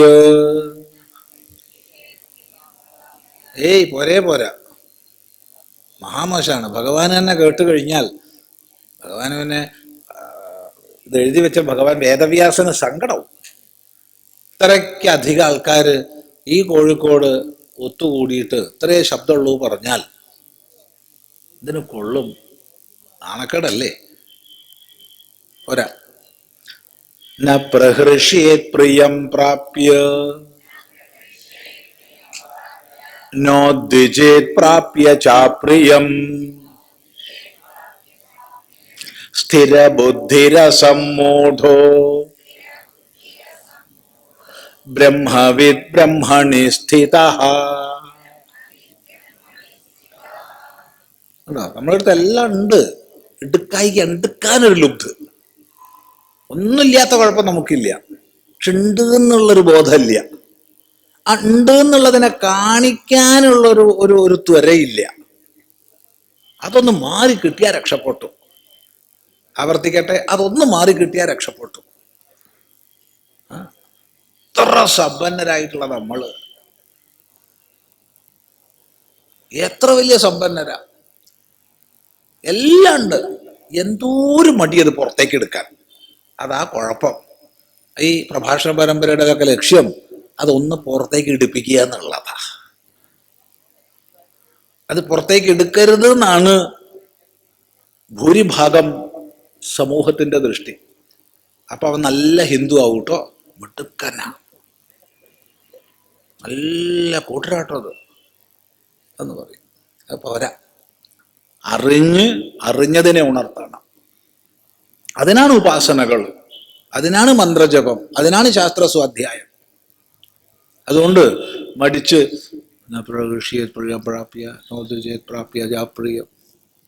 ഭഗവാൻ തന്നെ നീ എന്താ വായിക്കണത്? വേദവ്യാസം ചോദിക്കും, നീ എന്താ വായിക്കണത്? ഞാൻ ഗീത ഏത് ഗീത എന്ന് വരും. അത് പറ്റില്ല. ശരിക്കും സ്പഷ്ടമായി നമുക്ക് ഒന്നിച്ച് പാരായണം ചെയ്യാം. അപ്പോ ന പ്രഹൃഷ്യേത് പ്രിയം പ്രാപ്യ, പ്രിയം പ്രാപ്യ ന പ്രഹൃഷ്യേത് സഹ വിദ്വാൻ സഹ പണ്ഡിത. ആ പണ്ഡിതൻ പ്രിയത്തെ പ്രാപിച്ചാൽ പ്രഹർഷമുണ്ടാവുന്നില്ല. അപ്രിയം പ്രാപ്യ ന ഉദ്വിജേത്, അപ്രിയത്തെ പ്രാപിച്ചാൽ ഉദ്വേഗമുണ്ടാവുന്നില്ല. ജീവിതത്തിൽ നമുക്ക് പ്രിയാപ്രിയങ്ങൾ വന്നുകൊണ്ടേയിരിക്കും.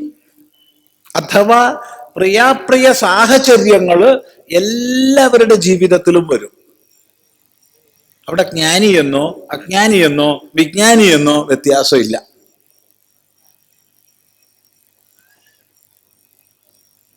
എല്ലാവരുടെ ജീവിതത്തിലും വരും. പിന്നെന്താണ് വിജ്ഞാന മഹിമ? അതാണ് പറയുന്നത്, അപ്രിയത്തെ പ്രാപിച്ചാൽ ഉദ്വേഗപ്പെടുന്നില്ല, പ്രിയത്തെ പ്രാപിച്ചാൽ ഒട്ട് പ്രഹർഷവും ഇല്ല, സ്ഥിരബുദ്ധിയായിരിക്കും.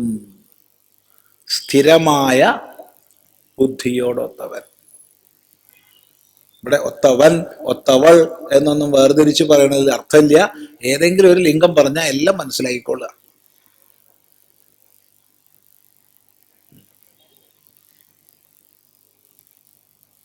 സാമാന്യമായി ലൗകിക സ്വഭാവം എന്തെങ്കിലും പ്രിയമായത് വന്നു കഴിഞ്ഞാൽ പ്രഹർഷം കൊണ്ട് നശിക്കും. എന്തെങ്കിലും അപ്രിയം വന്നാലോ കഴിഞ്ഞു കഥ. ആകെ തൂങ്ങി മുഖവും മങ്ങി, എനിക്കിങ്ങനെ വന്നൂലോ ഇല്ലേ, എനിക്കായതുകൊണ്ടാ പ്രയാസേ, വേറെയുള്ളവർക്കാണെന്ന് അത്ര ദുഃഖം ഉണ്ടായിരുന്നില്ല എന്ന മട്ടിലിരിക്കുകയായി. അതെ, അതാണ് പൊതുവെ ലോക സ്വഭാവം. ഇവിടെയാണ് ഭഗവാൻ പറയുന്നത്, ഈ ഒരു സമബുദ്ധി, ഈ ഒരു വിജ്ഞാനി ന പ്രഹർഷ്യേത് പ്രിയം പ്രാപ്യ, പ്രിയമായതിനെ പ്രാപിച്ചപ്പോൾ അവന് പ്രഹർഷമില്ല, അപ്രിയമായതിനെ പ്രാപിച്ചപ്പോൾ ഉദ്വേഗവും ഇല്ല. ഈ ശ്ലോകം ഏറെ വിശദീകരിക്കാൻ പോകുന്നില്ല, കാരണം ഇത് കഴിഞ്ഞ പ്രാവശ്യം വിശദീകരിച്ച ശ്ലോകമാണ്. പിന്നെ ഇത് വായിക്കണത് ഇത് സംബന്ധം കിട്ടാൻ വേണ്ടി മാത്രമാണ്. ശ്രദ്ധിക്കുക. സ്ഥിരബുദ്ധിയായിരിക്കുന്ന, സ്ഥിരത്തിലുറച്ച ബുദ്ധി, സ്ഥിരബുദ്ധി, സ്ഥിരമായ അചലമായ അചഞ്ചലമായ ബുദ്ധി, സ്ഥിരബുദ്ധി, അസമ്മൂഢ, ഒരിക്കലും സമ്മൂഢനല്ലാത്തവൻ. മൂഢൻ എന്ന് പറഞ്ഞാൽ മോഹിച്ചിരിക്കുന്നവൻ. ശരിയേത് തെറ്റേത്, കർത്തവ്യമെന്ത് അകർത്തവ്യമെന്ത്, ഗ്രാഹ്യമെന്ത് ത്യാജ്യമെന്ത്, ഈ വിവേകമില്ലാത്തവനാണ് മൂഢൻ, കലങ്ങി മറിഞ്ഞ ബുദ്ധിയോടൊത്തവൻ. അങ്ങനെ അല്ലാത്തവൻ എപ്പോഴും തെളിമയാർന്ന നിശ്ചയദാർഢ്യത്തോടൊത്തവൻ, അസമ്മൂഢ, മായയാൽ മോഹിക്കപ്പെടാത്തവൻ. അങ്ങനെയുള്ള ബ്രഹ്മവിത്ത്, ബ്രഹ്മജ്ഞാനി, ബ്രഹ്മണി സ്ഥിത, ബ്രഹ്മത്തിൽ തന്നെ നിലകൊള്ളുന്നവനാണ്. ഇവിടെ ബ്രഹ്മവിത്ത് ബ്രഹ്മവിത്താന്നല്ല, ബ്രഹ്മവിത്ത് ബ്രഹ്മത്തിൽ നിലകൊള്ളുന്നവനാണ്. ശ്രദ്ധിക്കുക. അയാൾ പ്രിയാപ്രിയങ്ങൾക്ക് ഉപരിയാണ്. പ്രിയാപ്രിയങ്ങൾക്ക് അയാൾക്ക് രാഗദ്വേഷങ്ങളെ ഉണ്ടാക്കുന്നില്ല. യാതൊരു ഭാവഭേദവുമില്ലാതെ സമചിത്തതയോടെ ജീവിതത്തിലെ എല്ലാ ദ്വന്ദ്വങ്ങളെയും സ്വീകരിക്കാൻ അയാൾ കരുത്തുറ്റവനാണ്.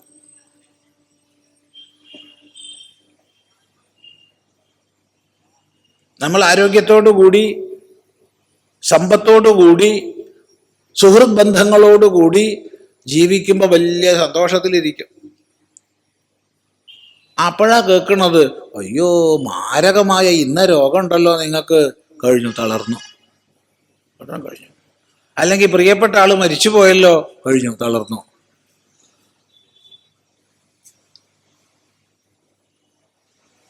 എപ്പോഴും ബാഹ്യവസ്തുക്കൾക്ക് അധീനമായ തുഷ്ടിയോടുകൂടിയാണ് ലൗകിക വൃത്തിയിലിരിക്കുന്നത്. എന്നാൽ ഇവിടെ സ്ഥിരബുദ്ധിയാകട്ടെ ഏത് ദ്വന്ദ്വാവസ്ഥയിലും സമഭാവത്തോടുകൂടി തന്നിൽ നിലകൊള്ളുന്നു. തന്നിൽ നിലകൊള്ളുന്നവനാണ് സ്വസ്ഥൻ. സ്വസ്ഥനായിരിക്കുന്നു. ശ്രദ്ധിക്കുക. ഇതാണ് 20ാമത്തെ ശ്ലോകം. ഇവിടെ നിന്നിട്ടാണ് ഈ പ്രാവശ്യം നമ്മൾ ശ്രദ്ധിക്കുന്നത് അഥവാ ശ്രദ്ധിക്കേണ്ടത്. അത് നമുക്ക് ക്രമമായി ചിന്തിക്കാം. നാളെ മുതൽ ഒരു ശ്ലോകം തുടങ്ങി വെക്കാം. അതിൻ്റെ വിശദീകരണം തുടർന്ന് നാളെ കൃത്യസമയത്തിന് പറയാം. ബാഹ്യസ്പർശേഷു അസക്താത്മാ വിന്ദത്യാത്മനി യത് സുഖം സ ബ്രഹ്മയോഗയുക്താത്മാ സുഖമക്ഷയമശ്നുതേ. ബാഹ്യസ്പർശേഷു അസക്താത്മാ വിന്ദത്യാത്മനി യത് സുഖം സ ബ്രഹ്മയോഗയുക്താത്മാ സുഖമക്ഷയമശ്നുതേ. നോക്കൂ, ബാഹ്യസ്പർശങ്ങളിൽ അസക്തനായ, ആസക്തിരഹിതനായ ആള് തന്നിൽ യാതൊരു സുഖത്തെ നേടുന്നുവോ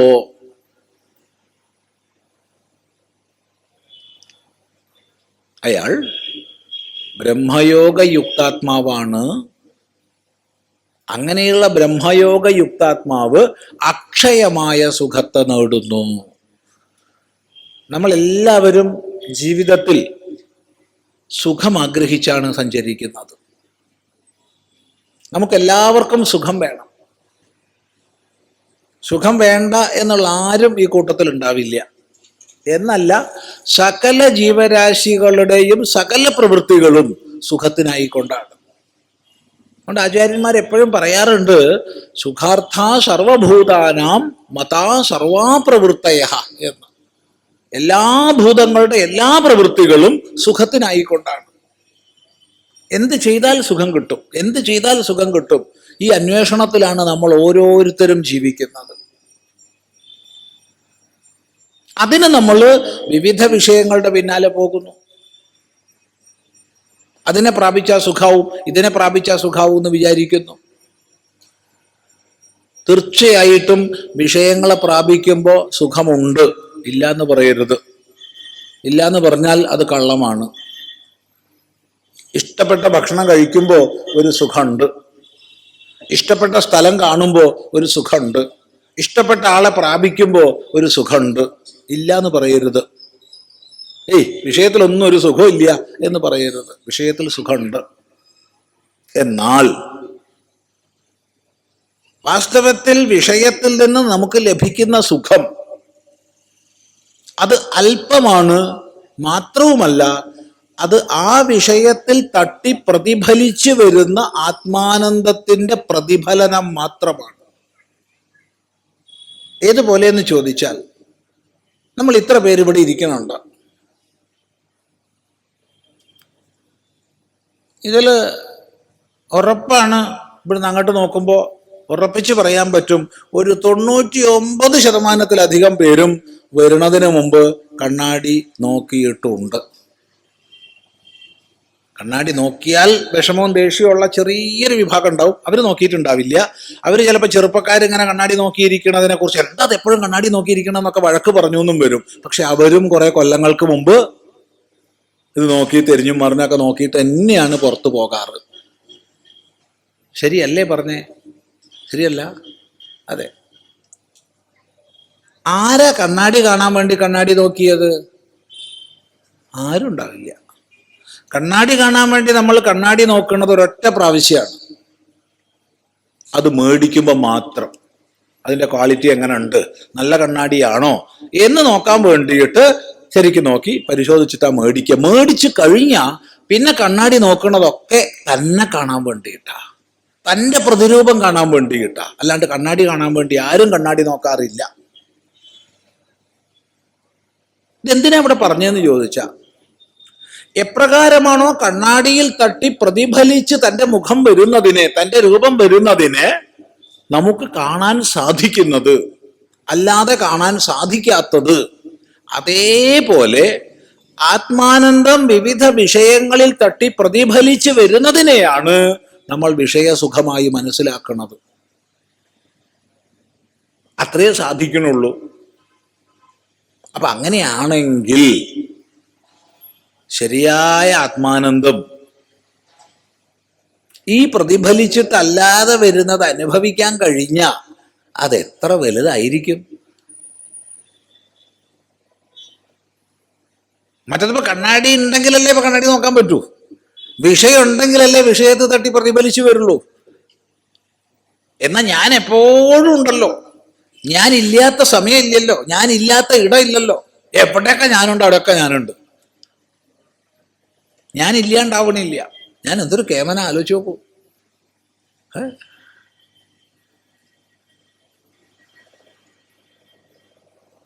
അഹോ അഹം അഹോ അഹം എന്നതുകൊണ്ട് ആത്മാനന്ദ നിർവൃതിയിൽ വിദ്യാരണ്യസ്വാമികൾ പ്രഖ്യാപിക്കുന്നുണ്ട് പഞ്ചദശിയിൽ. അഹോ അഹം അഹോ അഹം. എന്ത് കേമന ഞാൻ, എന്ത് കേമന ഞാൻ. അത്ര മോശക്കാരനല്ല ഞാനേ, എപ്പോഴും ഞാനുണ്ട്, ഞാനില്ലാണ്ടാവണില്ല. ഒന്ന് ആലോചിച്ച് നോക്കൂ. അപ്പോൾ ഈ ആത്മഭൂതമായിരിക്കുന്ന സ്വരൂപഭൂതമായിരിക്കുന്ന ആനന്ദം അത് അനുഭവിക്കാൻ കഴിഞ്ഞാലോ, വിഷയനിരപേക്ഷമായ ആ ആനന്ദം, അതിനെയാണ് അക്ഷയമായ സുഖം എന്ന് പറഞ്ഞത്. മറ്റതെല്ലാം ക്ഷയിക്കുന്ന സുഖങ്ങളാണ് എല്ലാം. എന്താണ് ഇവ തമ്മിലുള്ള വ്യത്യാസം? എങ്ങനെ അക്ഷയമായ സുഖത്തെ നേടാം? ഈ മഹാമന്ത്രമാണ് 21-ാമത്തെ ശ്ലോകം. അത് നമുക്ക് നാളെ കൃത്യസമയത്തിന് ഒത്തുചേർന്ന് ചിന്തിക്കാം. ഇവിടെ അല്പം ചില കടലാസുകൾ കിട്ടിയിട്ടുണ്ട്. ആർക്കെങ്കിലും ചോദിക്കണമെങ്കിൽ ചോദിക്കാം, അറിയുന്നതാണെങ്കിൽ പറയും, എന്തുണ്ടെങ്കിലും എഴുതി കൊടുത്താൽ മതി. ശ്രീരുദ്രം ചമക്കം ഇതിനെക്കുറിച്ച് പറഞ്ഞു തരാമോ? നമുക്ക് വേദം, സനാതനധർമ്മ മൂലമായ വേദം, സംഹിത, ബ്രാഹ്മണം, ആരണ്യകം, ഉപനിഷത്ത് എന്നിങ്ങനെ 4 ഭാഗങ്ങളായിട്ടാണ് ഉള്ളത്. ഋക്ക്, യജുസ്, സാമം, അഥർവം എന്നീ 4 വിഭാഗങ്ങളിലും ഈ 4 ഭാഗങ്ങളുണ്ട്. ഇതിൽ യജുർവേദത്തിൽ വളരെ പ്രധാനപ്പെട്ട ഒരു ഭാഗമാണ് ശ്രീരുദ്രം എന്ന് പ്രസിദ്ധമായ സൂക്തം. ഇപ്പൊ വേദത്തിൽ മന്ത്രങ്ങൾ ചേർന്ന് സൂക്തങ്ങൾ ചേർന്നിട്ടാണ് അനുവാകങ്ങളോ മണ്ഡലങ്ങളോ അധ്യായങ്ങളോ, അങ്ങനെ പല പേരിലാണ് പല വേദത്തിൽ. ഇപ്പോൾ ഋഗ്വേദത്തിലാണെന്ന് വെച്ചാൽ മണ്ഡലങ്ങളായിട്ട് വിഭജിക്കപ്പെട്ടിരിക്കുന്നു, ആർച്ചികങ്ങളായിട്ട് വിഭജിക്കപ്പെട്ടിരിക്കുന്നു സാമത്തിൽ. ഏത് തന്നെയായാലും ഒരു വിഭാഗം എന്ന് പറയുന്നത് അനേകം സൂക്തങ്ങൾ ചേർന്നതാണ്. ഒരു സൂക്തമാകട്ടെ പലപ്പോഴും അനേകം മന്ത്രങ്ങൾ ചേർന്നതാണ്. ഈ പറഞ്ഞതുകൊണ്ട് എല്ലാ സൂക്തങ്ങളിലും കുറേ മന്ത്രമുണ്ട് എന്ന് അർത്ഥമില്ല, ഒറ്റ മന്ത്രമുള്ള സൂക്തമുണ്ട്. എന്നാൽ പ്രായേണ അനേക മന്ത്രങ്ങൾ ചേർന്നിട്ടാണ് സൂക്തങ്ങൾ ഉണ്ടാവുക. പ്രായേണ. ഈ കൂട്ടത്തിൽ യജുർവേദത്തിൽ വളരെ പ്രധാനപ്പെട്ട സൂക്തമാണ് ശ്രീരുദ്രം.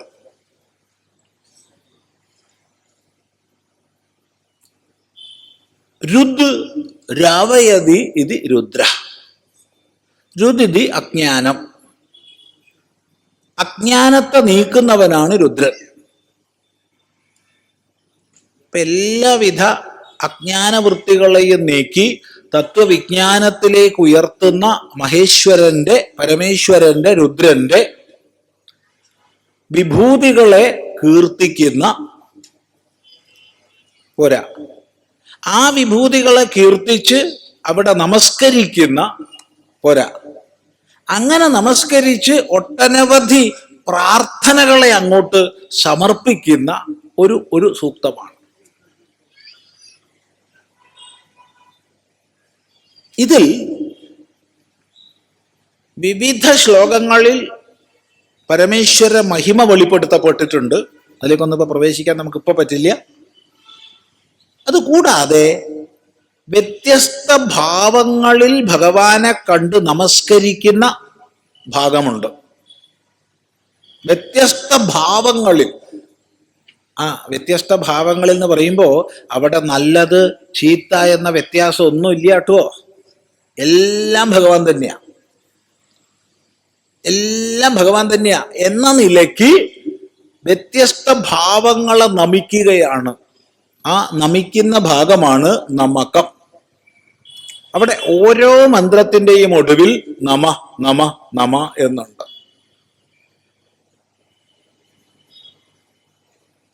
ശംഭവേ നമസ്താണവേ മയസ്കരായ അങ്ങനെ പോകും.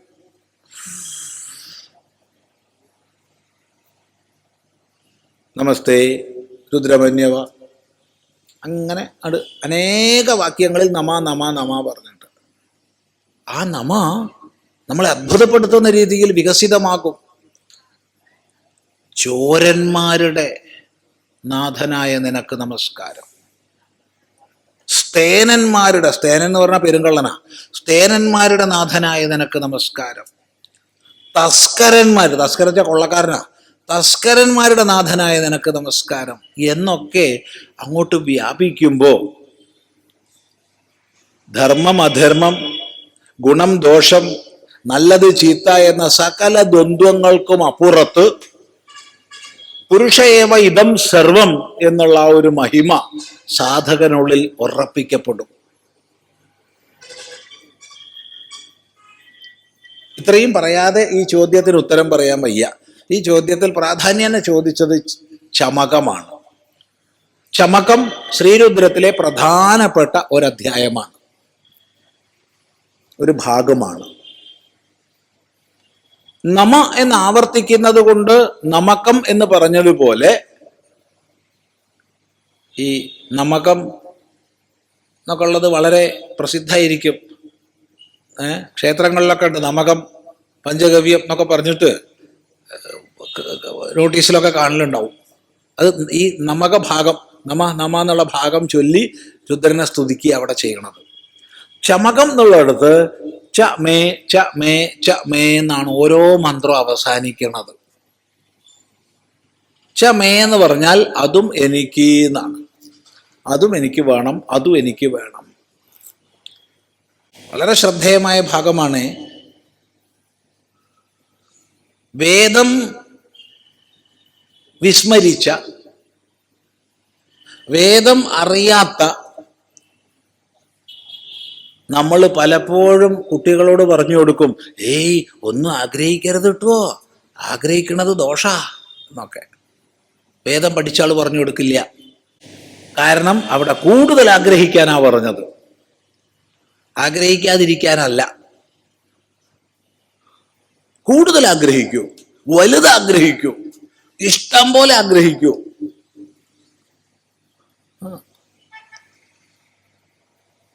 അതുകൊണ്ട് ചമകത്തില് 300 ചില്ലുവാൻ പ്രാർത്ഥനകളാ, 300 ചില്ലാൻ ആഗ്രഹങ്ങൾ വെളിപ്പെടുത്തുക. എനിക്ക് പണം വേണം, എനിക്ക് വെള്ളി വേണം, എനിക്ക് സ്വർണം വേണം, എനിക്ക് കമ്പിളി വസ്ത്രം വേണം, എനിക്ക് പട്ടുവസ്ത്രം വേണം, എനിക്ക് പരുത്തി വസ്ത്രം വേണം, എനിക്ക് ആട് വേണം, എനിക്ക് ചെമ്മരിയാട് വേണം, എനിക്ക് ആന വേണം, എനിക്ക് കുതിര വേണം, എനിക്ക് പശു വേണം, എനിക്ക് പത്നി വേണം, എനിക്ക് കുട്ടി വേണം, എനിക്ക് കുട്ടിയുടെ കുട്ടി വേണം, കുട്ടിയുടെ കുട്ടിയുടെ കുട്ടി വേണം. അങ്ങനെ അങ്ങ് പോവുക. എന്തൊരു ശ്രേഷ്ഠമായ ഭാഗം നോക്കൂ. എനിക്കൊന്നും വേണ്ട, എനിക്കൊന്നും വേണ്ട, എനിക്കൊന്നും വേണ്ട എന്ന് പറഞ്ഞിട്ട് ദരിദ്രരാവാനല്ല വേദം പഠിപ്പിച്ചത്. എനിക്ക് വേണം വേണം വേണമെന്ന് സങ്കല്പിച്ച് സമ്പന്നനാവാനാ പഠിപ്പിച്ചത്.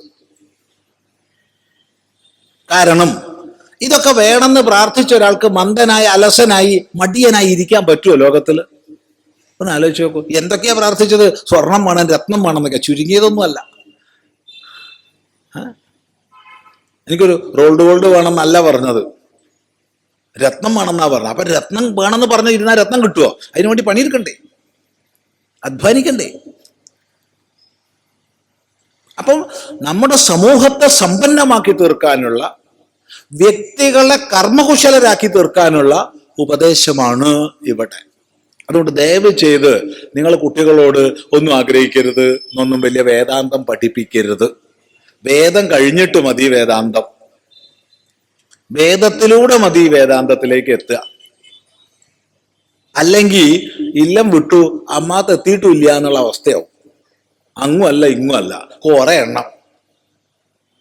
എന്തിനാ സ്വാമി പണമൊക്കെ ആഗ്രഹിക്കണത്? ഏയ് വേണ്ട.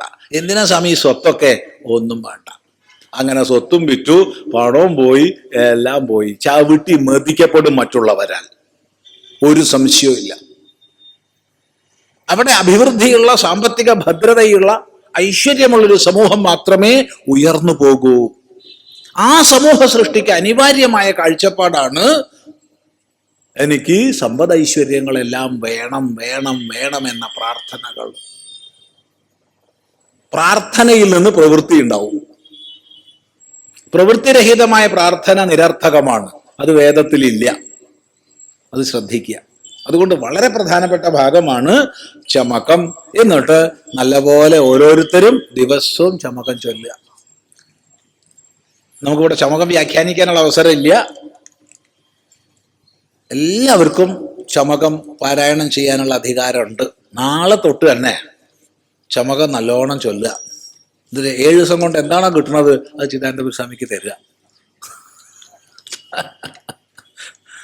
ഇരിക്കട്ടെ, തമാശ പോട്ടെ. അപ്പോ ചമകം നല്ലപോലെ ചൊല്ലുക എല്ലാവരും. ഇവിടെ സ്ത്രീയെന്നോ പുരുഷനെന്നോ വ്യത്യാസമില്ല. ഇവിടെ നപുംസകമെന്നോ ഉഭയലിംഗി എന്നോ വ്യത്യാസമില്ല. മനുഷ്യനാണോ ചമകം ചൊല്ലാൻ അധികാരമുണ്ട്. ഇനി അടുത്ത ഘട്ടത്തിൽ പറയട്ടെ. അടുത്ത ഘട്ടത്തില് വേദം സസ്വരം ചൊല്ലാൻ അറിയുന്ന ഒരാളിൽ നിന്ന് പഠിച്ചിട്ടാണെങ്കിലോ അപ്പൊ കുറേയും കൂടി കേമായി. അപ്പൊ നമ്മൾ ചൊല്ലുകയാണെങ്കിൽ നമ്മുടെ അടുത്തുള്ള പശു, പട്ടി, പൂച്ച എല്ലാം ശ്രദ്ധിക്കും. സംശയം ആർക്കെങ്കിലും ഉണ്ടെങ്കിൽ പരീക്ഷിച്ചോളൂ. സസ്വരം വേദം ചൊല്ലാൻ അറിയുന്ന ഒരാള് വേദം ചൊല്ലുമ്പോ ചുറ്റുപാടുള്ള ജന്തുക്കള്, മൃഗങ്ങള്, പക്ഷികള് ഒക്കെ അത് ശ്രദ്ധിക്കും, ശ്രവിക്കും. കാരണം സംഗീതത്താൽ ആകർഷിക്കപ്പെടാത്ത ഒരു ശിശുവില്ല, പശുവില്ല.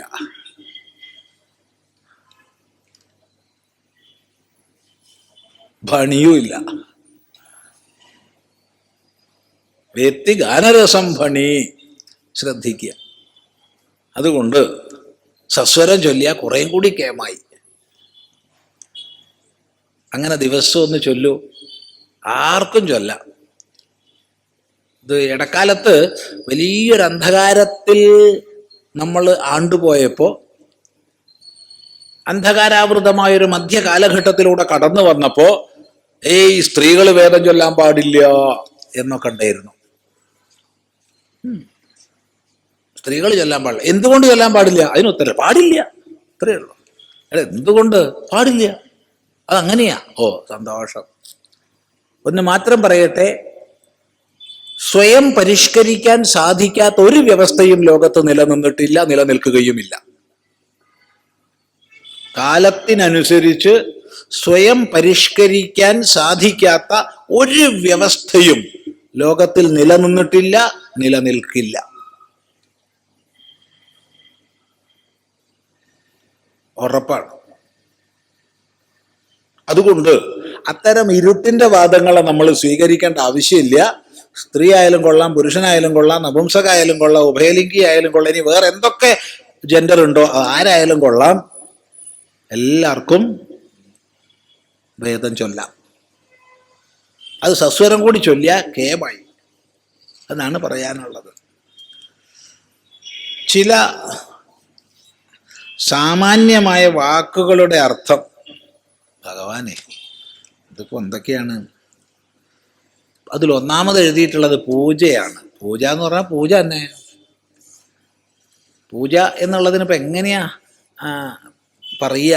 ബഹുമാനപൂർവം സമർപ്പണ ഭാവത്തോടുകൂടി സമാരാധന ചെയ്യുന്നതിന് പൂജ എന്ന് പറയാം. അതിനേക്കാളൊക്കെ എളുപ്പം നമുക്ക് പൂജ എന്ന് തന്നെ പറയണതാ. ചിലതിനൊക്കെ നമ്മൾ അർത്ഥം പറയാൻ പോകുമ്പോൾ മൂലപദത്തേക്കാൾ ക്ലിഷ്ടമായി തീരും അർത്ഥം.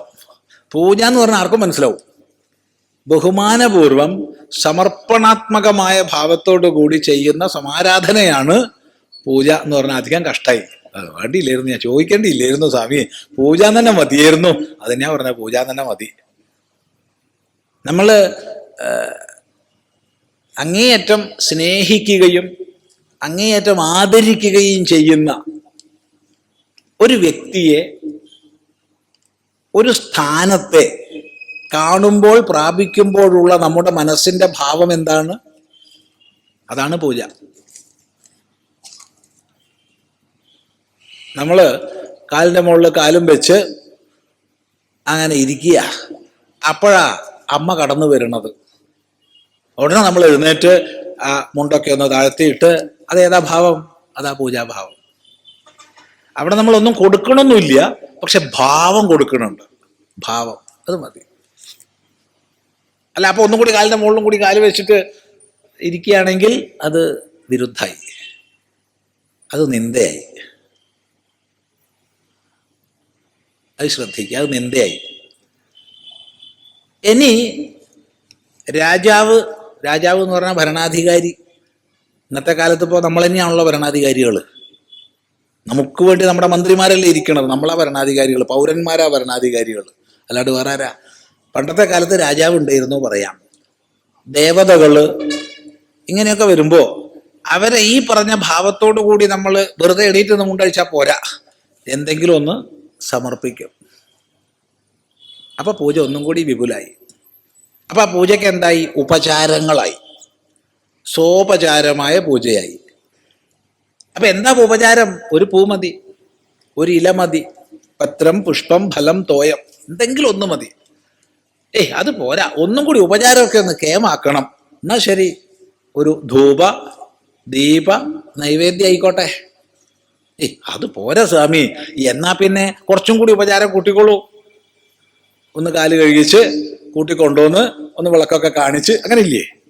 അപ്പൊ എന്തായി? പാദ്യം, അർഘ്യം തുടങ്ങി എല്ലായി. അതൊന്നും പോരാ, വസ്ത്രം, പുഷ്പം, അത് ഇത് എല്ലാം കൊടുക്കണം. എന്നാ പിന്നെ ഷോഡശോപചാരം ആയിക്കോട്ടെ. ഇങ്ങനെ ഉപചാരങ്ങൾ കൂട്ടി കൊണ്ടുവരാം. അതിനനുസരിച്ച് പൂജ വിപുലമായി തീരും. പക്ഷെ ലക്ഷണത്തിൽ യാതൊരു മാറ്റവും ഇല്ല.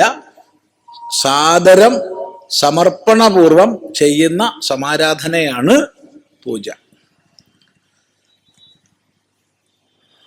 അടുത്തത് ഒരു വാക്കിൽ വിശദീകരിക്കാൻ പറ്റാത്തതാണ്, പ്രസാദം എന്നാണ്. പ്രസാദം, അടുത്ത ചോദ്യം. പ്രസാദം എന്ന് പറഞ്ഞാൽ പ്രസന്നതയുടെ ഭാവമാണ്. പ്രസന്നതയുടെ ഭാവം ഇല്ലേ? അപ്പൊ സാധാരണ വ്യവഹാരത്തിൽ തന്നെ നമ്മൾ പറയാറുള്ളതാ, ഒരാളെ കണ്ടപ്പോൾ മുഖം വെറുപ്പിച്ചു, കണ്ണും തൂർത്തിച്ചു, എന്താ ഒരു പ്രസാദം ഇല്ലാത്ത എന്ന് ചോദിക്കാറുണ്ട് നമ്മൾ. നേരെ മറിച്ച് ഒരു പുഞ്ചിരിയോട് കൂടി, എന്താ സ്വാമി വർത്താനം എന്തൊക്കെയാ? നല്ല പ്രസാദം ഉണ്ടല്ലോ, നിന്ന് എന്താ ഉണ്ടായി? അപ്പൊ നമ്മുടെ ആന്തരികമായ സന്തോഷത്തിന്റെ സ്ഫുരണമാണ് പ്രസാദം. ആന്തരികമായ സന്തോഷമുള്ള ആളുടെ മുഖത്തും ഭാവത്തിലും വ്യവഹാരത്തിലും എപ്പോഴും പ്രസാദം ഉണ്ടാവും. എപ്പോഴും പ്രസാദം ഉണ്ടാവും. അതിനെ മുഖപ്രസാദം, മനപ്രസാദം എന്നൊക്കെ പറയാം. പ്രസാദം ഉണ്ടാവും. ചിന്തിക്കുക. ഇനി പൂജയുമായി ബന്ധപ്പെടുത്തി പറയുമ്പോൾ, പൂജയിലൂടെ പൂജിക്കപ്പെടുന്ന ആളിലും പൂജിക്കുന്ന ആളിലും പ്രസാദം ഉണ്ടാവും. പൂജിക്കുന്ന ആളിൽ സംതൃപ്തി രൂപമാണ് പ്രസാദം. പൂജിക്കപ്പെടുന്ന ആളിൽ അനുഗ്രഹ രൂപത്തിൽ പ്രസാദം വരുന്നു. ആ അനുഗ്രഹ രൂപത്തിലുള്ള പ്രസാദമാണ് പൂജാധികരണത്തിൽ നമ്മൾ പ്രസാദം എന്ന് പറയുക. അപ്പൊ ഭഗവാനെ പൂജിച്ചു, ഭഗവതിയെ പൂജിച്ചു.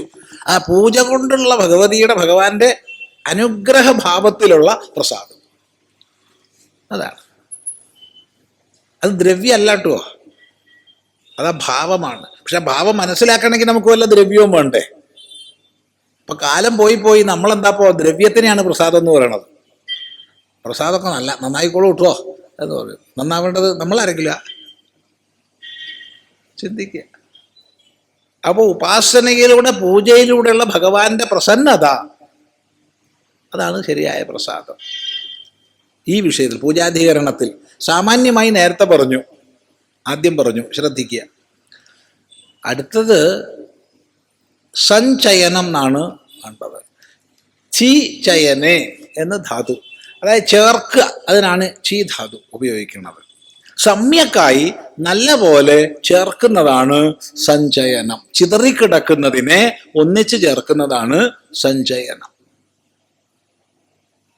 പല പല ശാസ്ത്രങ്ങളിൽ, പല പല ഗ്രന്ഥങ്ങളിൽ അങ്ങിങ്ങായി ചിതറിക്കിടക്കുന്ന ആശയങ്ങളെയും അറിവുകളെയും ഒന്നിച്ചു ചേർത്താൽ നമ്മൾ വിദ്യയുടെ സഞ്ചയനം ചെയ്തു എന്ന് പറയാം. അങ്ങനെ ചേർത്ത് കൊടുക്കുമ്പോൾ എല്ലായി സഞ്ചയനം. സ്വാമി ഇതല്ലല്ലോ ഞങ്ങൾ സഞ്ചയനം എന്ന് കേട്ടിട്ടുള്ളത്, നാളെ 4 മണിക്ക് സഞ്ചയനം ഉണ്ടാവും എന്ന് പറഞ്ഞാൽ ഇങ്ങനെയല്ലല്ലോ. എന്തെങ്കിലും ചിതറിക്കിടക്കണ കൂട്ടിച്ചേർക്കുകയാണ്. അതിപ്പോൾ എന്താ ചോദിച്ചാൽ, ഈ പറഞ്ഞു കഴിഞ്ഞാൽ കുറേ പറയേണ്ടി വരും.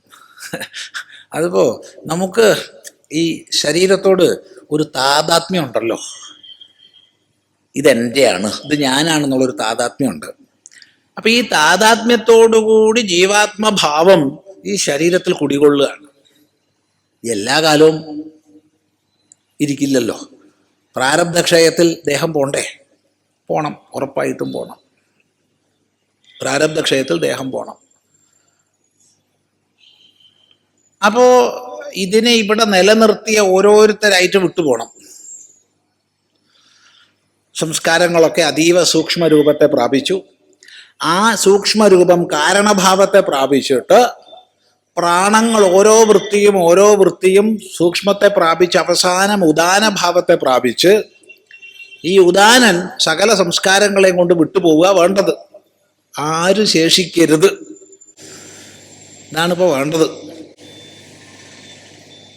എന്നാൽ പലപ്പോഴും ശരീര താതാത്മ്യം കൊണ്ട് ഇത് ഞാൻ തന്നെ എന്നുള്ളൊരു താതാത്മ്യം നമുക്കുണ്ടല്ലോ. കൊച്ചുകുട്ടിക്കും അറിയാം ഇത് ഞാനല്ല, ഇത് എൻ്റെതാന്ന് അറിയാം. എന്നാലും ഇത് ഞാനാന്നായിട്ട് തോന്നിപ്പോണുണ്ടല്ലോ നമുക്ക്. അപ്പൊ ഈ താതാത്മ്യഭാവത്തോടു കൂടിയിരിക്കുന്ന എല്ലാ പ്രാണങ്ങൾക്കും വിട്ടുപോകാൻ ഓരോരോ മടി ഉണ്ടാവും. അതില് പ്രധാന വില്ലൻ ഒരാളുണ്ട്, അവനാണ് ധനഞ്ജയൻ.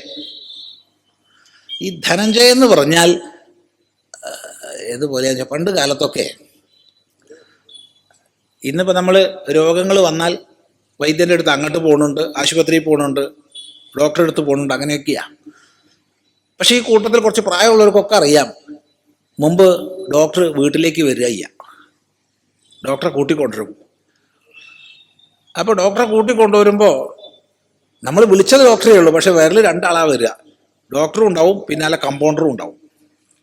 കോമ്പൗണ്ടർ ഇല്ലേ, കോമ്പൗണ്ടർ ഒരു പെട്ടിയൊക്കെ ആയിട്ട് ഉണ്ടാവും. ആ പെട്ടീൻ്റെ ഉള്ളിൽ സിറിഞ്ച്, അത് ഇത് എന്തൊക്കെയോ സാധനങ്ങൾ ഉണ്ടാവും. ഡോക്ടർ വന്നു, രോഗിയുള്ള മുറിയിൽ പോയി, അല്ലെങ്കിൽ ഉമ്മർത്തി ഇരുന്നിട്ട് അങ്ങോട്ട് രോഗീനെ കൊണ്ടുപോയി എന്നിട്ട് പരിശോധിക്കുക. ഡോക്ടർക്ക് പ്രവേശം ആകെ കൂടെ രോഗിയുള്ള മുറി വരെ മാത്രം, അതിനപ്പുറത്തേക്ക് പ്രവേശമില്ല. എന്നാൽ കോമ്പൗണ്ടർക്ക് അതല്ല. കോമ്പൗണ്ടർക്ക് അടുക്കളയിൽ വരെ പോവാം. അല്ല, അടുക്കളയിൽ പോയി വെള്ളം തിളപ്പിച്ച്, ഇന്നത്തെ പോലെ അല്ല അതിൻ്റെ സിറിഞ്ചിൻ്റെ ഒന്നും പരിപാടി. നല്ല വെള്ളം തിളപ്പിച്ച് കുറേ നേരം തിളപ്പിച്ചിട്ടൊക്കെയാണത് ഉപയോഗിക്കണത്. അത് കഴിഞ്ഞ് കുത്തിവെപ്പൊക്കെ കഴിഞ്ഞ് ഡോക്ടർ തിരിച്ചു പോകുമ്പോൾ കോമ്പൗണ്ടർ ഇല്ലല്ലോ. കാരണം കോമ്പൗണ്ടർ അകത്തൊക്കെ പോയപ്പോൾ മൂപ്പർക്ക് അവിടെ ഇഷ്ടമായി. ഞാനിപ്പോൾ നിങ്ങളെ കൂടെ ഇല്ല, ഞാനിവിടെ താമസിക്കാനാണ് വിചാരിച്ചിട്ടുള്ളത് എന്നൊരു തോന്നിയ വിഷമായില്ലേ. ഇതെന്തിനാ ഇവിടെ പറഞ്ഞതെന്ന് ചോദിച്ചാൽ, ഉദാനൻ്റെ അസിസ്റ്റൻ്റാണ് ധനഞ്ജയൻ. ബാക്കി 9 പ്രാണങ്ങൾ പോകുമ്പോഴും ഈ ധനഞ്ജയന് പോകാനൊരു താല്പര്യമില്ലാതെ ഈ ദേഹത്തോട് ചേർന്ന് ഇങ്ങനെയൊക്കെ ഇരിക്കാം. അപ്പോൾ നമ്മളെന്ത് ചെയ്യും? വേണ്ട, യവനെ ഇവിടുന്ന് വിടുതൽ ചെയ്യണം. എന്ത് ചെയ്യണം? ഒടനെ കത്തിക്കണം ദേഹം, കഴിയുന്നതും വേഗത്തിൽ കത്തിക്കണം. 3 മണിക്കൂറിനുള്ളിൽ കത്തിച്ചാൽ ഉത്തമമായി.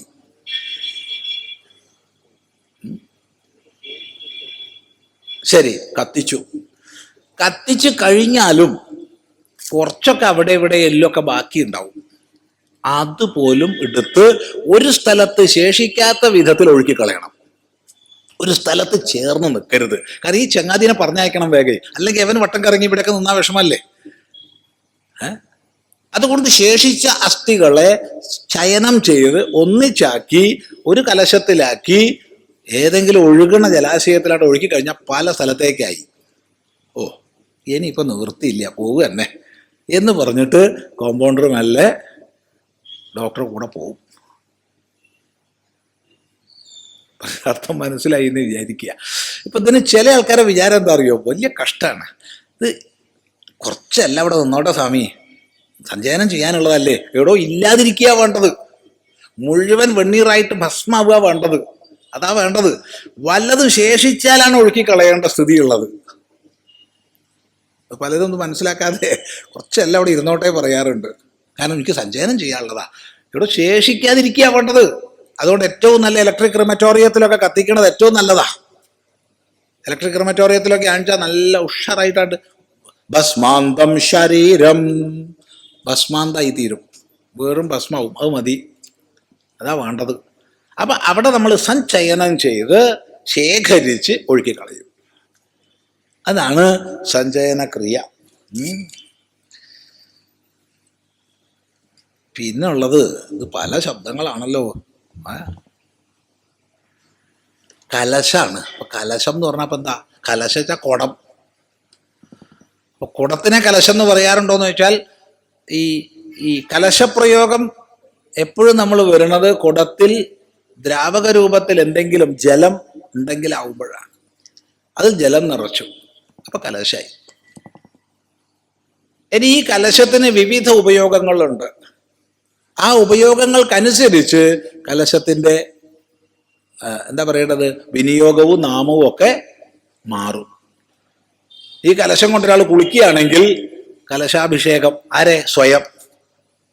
ഒരാൾ കലശം എടുത്തിട്ട് കുളിക്കുക, നിലയിൽ വെള്ളം ഒഴിച്ചിട്ട്, ഒരു വിരോധവും ഇല്ല, അത് കലശാഭിഷേകം തന്നെയായി. ഇനി ദേവതയ്ക്കാവുമ്പോഴോ മന്ത്രപൂർവമാണ്. ദേവതയ്ക്ക് അഭിഷേകം ചെയ്യുമ്പോൾ മന്ത്രപൂർവമുള്ള അഭിഷേകമായി. ഇനി ഒരാൾ മന്ത്രപൂർവ്വം തന്നെ അഭിഷേകം ചെയ്യാണോ? ഒരു ദോഷവും ഇല്ല, നല്ലതാ. അപ്പൊ അതിലേക്ക് ഒരു ആവാഹനം ചെയ്യണം ആ കലശത്തിലേക്ക്. ഇപ്പൊ സാധാരണ അവനവൻ കുളിക്കുകയാണെങ്കിൽ ഇല്ല, അങ്ങനെ ഉണ്ടാവാറില്ലേ? കലശം ഉണ്ടാവാറില്ലേ? കുളി പതിവില്ലേ? മുങ്ങി കുളിച്ചാലും പോവാണെന്നാ. മുങ്ങി കുളിച്ചാലും കൈകൊണ്ട് ശിരസിലേക്ക് തെളിക്കണമെന്നാ, എന്നാലേ കുളി പൂർണ്ണമാവുള്ളൂ. ചിലർ പറയും മുങ്ങി കുളിച്ചാലേ പൂർണ്ണമാവുള്ളൂ. തെറ്റ്. മുങ്ങി കുളിച്ചാലും ശിരസിൽ തെളിച്ചാലേ പൂർണ്ണമാവുള്ളൂ. അവിടെ നമ്മളെല്ലാവരും ദിവസവും കുളിക്കേണ്ടത് ഗംഗയിലാണ്. എന്തൊരു പൊട്ടനായി സ്വാമി, കോഴിക്കോട്ട് ഇരുന്നിട്ട് ഗംഗയെ കുളിക്കണം എന്ന് പറഞ്ഞാൽ ശരിയാകുമോ? അതിനങ്ങനെ ഓർത്ത് പോണ്ടേ എന്നാരും വിചാരിക്കണ്ട.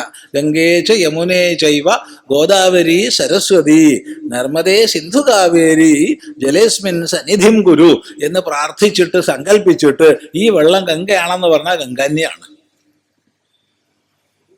ഒരു സംശയമില്ല. ഈ ഗംഗാജലത്തിൽ വേണം എല്ലാവരും കുളിക്കുക. അപ്പൊ നാളെ ഇവിടെ വരുന്നതിന് മുമ്പ് എല്ലാവരും ഗംഗാജലത്തിൽ കുളിക്കണം കേട്ടോ, എല്ലാവരും. അത് അങ്ങനെ ആവാം. ഇനി വിശിഷ്ടങ്ങളായ പൗഷ്ടിക കർമ്മങ്ങൾക്ക്, പൗഷ്ടിക കർമ്മം എന്ന് പറഞ്ഞാൽ പുഷ്ടിപ്രദമായ കർമ്മങ്ങൾക്ക് വിവിധ മന്ത്രങ്ങളോടുകൂടി കലശം തയ്യാറാക്കാറുണ്ട്. സംഗതി ഇത് തന്നെയാ, കുടം വെള്ളം, വേറൊന്നുമില്ല. അതിൽ പല മന്ത്രങ്ങളുണ്ട്. വിവിധ കർമ്മങ്ങൾക്ക്, വിവിധ പൗഷ്ടിക കർമ്മങ്ങൾക്ക് വിവിധ മന്ത്രങ്ങളുണ്ട്. അത് ശ്രദ്ധിക്കുക. ഒരു സംശയം കൂടി ഈ എഴുതിയ ആൾ എഴുതിയിട്ടുണ്ട്, ആശ്രമം എന്നാണ്. അത് നല്ലൊരു സംശയം തന്നെയാണ്.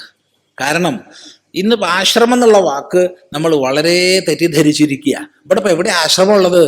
ഇവിടെ ഇപ്പോൾ കോഴിക്കോട് മീൻചന്ത ആശ്രമമുണ്ട്, പിന്നെ എവിടെയാ തൊണ്ടയാടുണ്ട്, പിന്നെ എവിടെയാണ് ഇവിടെ കുനിയിൽക്കാവിൻ്റെ അടുത്തുണ്ട്, പിന്നെ എവിടെയാണ് പിന്നെ വെള്ളിമാടുകുന്നുണ്ട്, മലാപ്പറമ്പുണ്ട് എന്നൊക്കെ പറയും. അങ്ങനെ പറയുമ്പോൾ നമ്മൾ വിചാരിക്കണത് എന്തോ സന്യാസിമാർ താമസിക്കുന്ന സ്ഥലമാണ് ആശ്രമം എന്നൊരു തെറ്റിദ്ധാരണ ഇന്ന് വന്നുകൂടിയിട്ടുണ്ട്. അത് തിരുത്തിയേ മതിയാവൂ. നമ്മളൊക്കെയും ആശ്രമവാസികളാണ്. ബ്രഹ്മചര്യാശ്രമം, ഗൃഹസ്ഥാശ്രമം, വാനപ്രസ്ഥാശ്രമം, സന്യാസാശ്രമം എന്ന ആശ്രമം 4. ആശ്രമം എന്ന് പറഞ്ഞാൽ ആ ഉപസർഗപൂർവകമായ ശ്രമ തപസി എന്ന ധാതുവിൽ നിന്നാണ് ആശ്രമ ശബ്ദം ഉണ്ടാവുന്നത്. ശ്രമധാതു തപസ് എന്ന അർത്ഥത്തിലാണ്. അപ്പോൾ ആശ്രമം എന്ന് പറഞ്ഞാൽ ആശ്രാമ്യന്തി അസ്മിൻ ഇതി ആശ്രമം. എവിടെയാണോ പരിപൂർണമായി ജന്മലക്ഷ്യ പ്രാപ്തി വരെ ശ്രമം ചെയ്യുന്നത്, തപസ് അനുഷ്ഠിക്കുന്നത്, അതാണ് ആശ്രമം. ഒന്നുകൂടി പറയാം,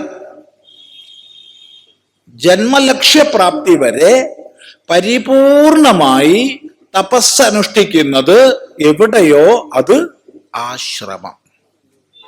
അപ്പൊ നമ്മുടെയൊക്കെ ഗൃഹങ്ങള് ആശ്രമങ്ങളായിരിക്കണം. അവിടെ സ്വധർമ്മ പാലനം നടക്കണം. ഓരോ ഗൃഹത്തിലും ഏറ്റവും ചുരുങ്ങിയത് പഞ്ചമഹായജ്ഞങ്ങളെങ്കിലും ദിവസവും നടക്കണം. നൈമിത്തിക കർമ്മങ്ങള് യഥോചിതം യഥാകാലം നടക്കണം. അങ്ങനെ നിത്യനൈമിത്തിക കർമ്മങ്ങൾ നടക്കുമ്പോഴേ നമ്മുടെയൊക്കെ ഗൃഹം ഗൃഹസ്ഥാശ്രമാവൂ. അപ്പോൾ പരിപൂർണമായി ശ്രമം ചെയ്യാനുള്ള ഘട്ടമാണ് ആശ്രമം എന്ന് മനസ്സിലാക്കുക.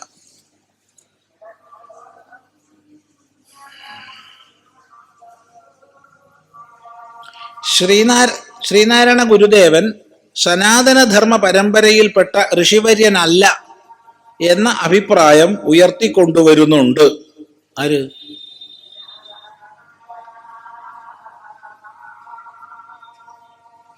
ആരൊക്കെ പറയുന്നുണ്ട് സ്വാമി? ആരൊക്കെ പറഞ്ഞാൽ അവിടെ പറഞ്ഞോട്ടെ. ആരൊക്കെ പറയണതിനനുസരിച്ചാണോ നമ്മൾ ശ്രീനാരായണ ഗുരുദേവനെ നിരൂപണം ചെയ്യേണ്ടത്? ശ്രീനാരായണ ഗുരുദേവനെ നിരൂപണം ചെയ്യേണ്ടത് ശ്രീനാരായണ ഗുരുദേവൻ എന്ത് പറഞ്ഞു, എന്ത് ചെയ്തു എന്നുള്ളതിന്റെ അടിസ്ഥാനത്തിലാണ്.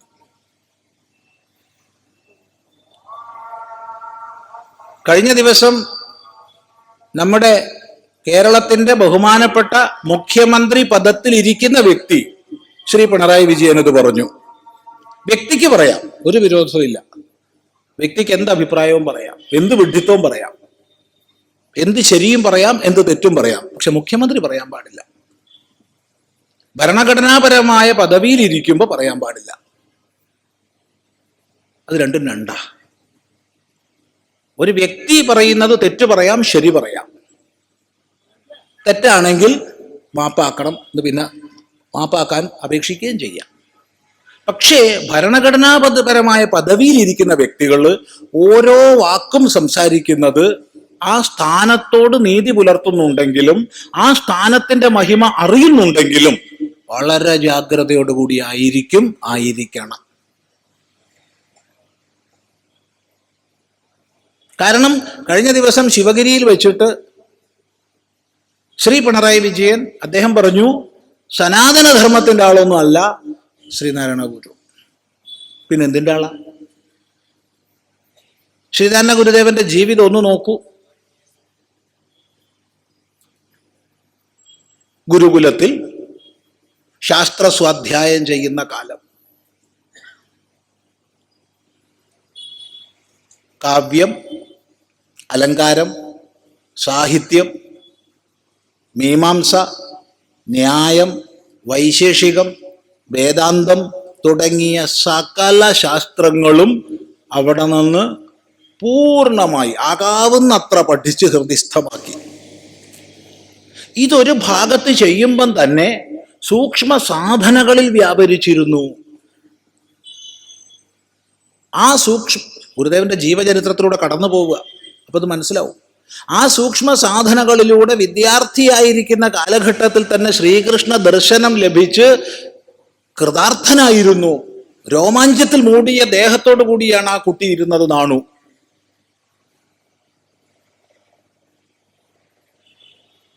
ഗുരുകുലം വിടുന്നതിന് മുമ്പ് തന്നെ പഠിപ്പിക്കാൻ യോഗ്യനായി, ആശാൻ സ്ഥാനം ഏറ്റെടുക്കാൻ യോഗ്യനായി. കേവലം നാണു ആശാനായി. പിന്നീട് നമ്മൾ അവിടുത്തെ കാണുന്നത്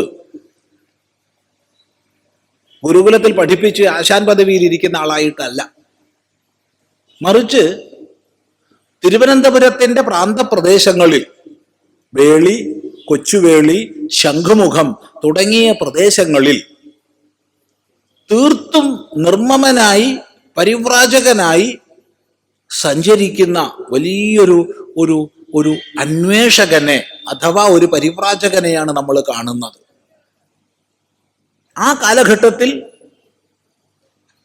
ഒരുപാട് മഹത്തുക്കളുമായി സംഘമുണ്ടായി.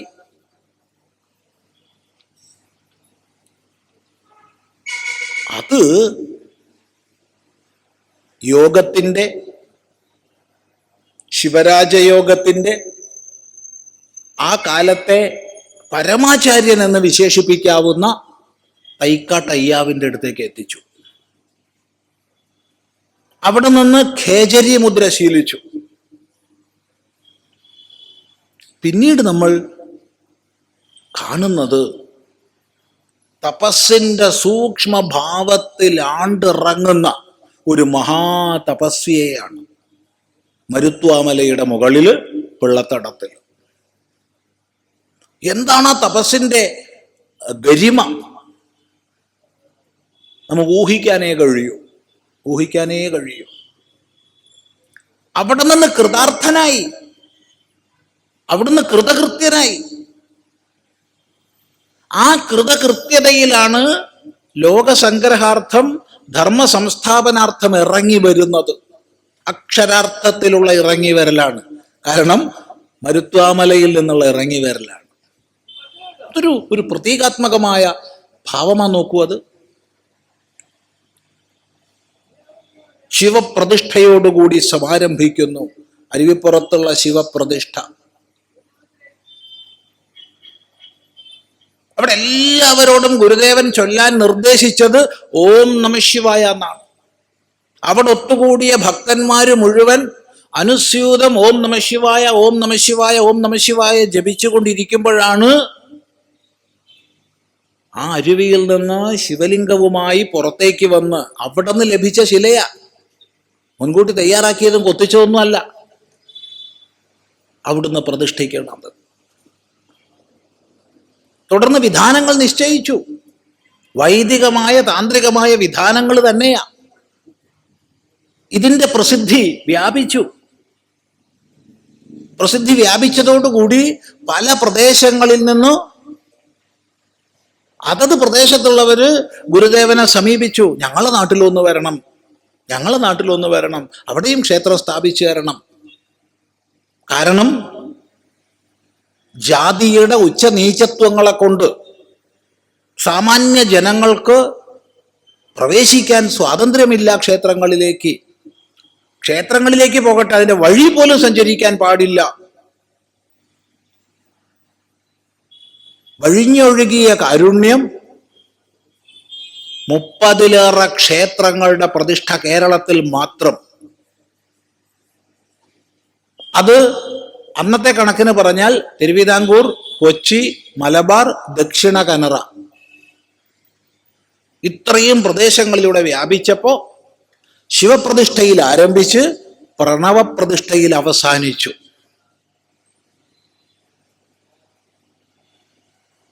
എല്ലാം ക്ഷേത്രങ്ങൾ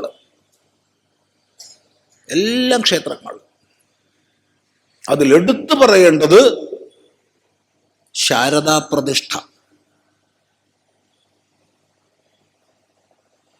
ആ ഒരു ദിവ്യമായ ലോകസംഗ്രഹത്തിന്റെ ഭാഗമായി അനുഗ്രഹം സിദ്ധിച്ച ഒരു പ്രദേശമാണിത്, ഈ കോഴിക്കോട്. കാരണം ഗുരുദേവൻ കോഴിക്കോട് വന്ന് താമസിച്ചു എന്നല്ല, ശ്രീകണ്ഠേശ്വര ക്ഷേത്രം പ്രതിഷ്ഠിച്ചു. കുറച്ചും കൂടി വടക്കോട്ട് പോയി തലശ്ശേരി ജഗന്നാഥ ക്ഷേത്രം പ്രതിഷ്ഠിച്ചു. കുറച്ചും കൂടി വടക്കോട്ട് പോയി കണ്ണൂര് സുന്ദരേശ്വരനെ പ്രതിഷ്ഠിച്ചു. ഇങ്ങനെ 30-ലേറെ നീളുന്ന ക്ഷേത്ര പ്രതിഷ്ഠകൾ.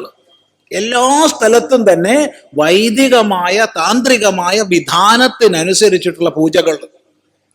അത് പഠിപ്പിക്കാൻ സ്ഥാപനം,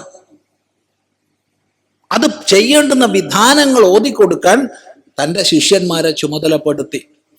അങ്ങനെ ഇവിടങ്ങളിലൊക്കെ ഒരു പൂജക സമൂഹത്തെ വാർത്തെടുത്തു. കഴിഞ്ഞില്ല അവിടുത്തെ പ്രവർത്തനം. എത്ര എന്ന് വ്യക്തമായി പറയാൻ നമുക്കറിയില്ല. കാരണം ചട്ടമ്പിസ്വാമി തിരുവടികളായാലും ശ്രീനാരായണ ഗുരുദേവനായാലും ഒക്കെ തന്നെ അക്കാലത്ത് സഞ്ചരിക്കുന്നവരായിരുന്നു. പല സ്ഥലങ്ങളിലും എഴുതി വെച്ചതുണ്ട്. എല്ലാം ഒന്നും താൻ തന്നെ ബാഗുമായിട്ട് കൊണ്ടു നടന്ന് എന്നൊക്കെ ഞാൻ എഴുതിയിട്ടുണ്ടെന്ന് പറഞ്ഞ് വെച്ചിട്ടൊന്നുമില്ല. പക്ഷെ നമുക്ക് കണ്ടുകിട്ടിയത് 65-ലധികം കൃതികളുണ്ട്. വേദാന്തത്തിന്റെ സൂക്ഷ്മ പ്രക്രിയകളെ അപഗ്രഥിക്കുന്ന അദ്വൈത ദീപിക, അതിസൂക്ഷ്മമായ വേദാന്തത്തിന്റെ അടിസ്ഥാനത്തിലുള്ള സാമൂഹിക തലങ്ങളെ നമുക്ക് സ്പഷ്ടമാക്കി പറഞ്ഞു തരുന്ന ആത്മോപദേശ ശതകം, സകല ദർശനങ്ങളിലൂടെയും നമ്മളെ കടത്തിക്കൊണ്ടുപോയി പരമമായ അദ്വൈത അനുഭൂതിയിലേക്ക് എത്തിക്കുന്ന ദർശനമാല, ഒരു മഹർഷിയിൽ നിന്ന് മാത്രം പുറത്തു വരാൻ കഴിയുന്ന, ഒരിക്കലും ഒരു സാമാന്യ കവിക്ക് എഴുതാൻ കഴിയാത്ത ജനനി നവരത്ന മഞ്ജരി. അതിന്റെ മഹിമ വാക്കുകൊണ്ട് പറയാൻ കഴിയില്ല.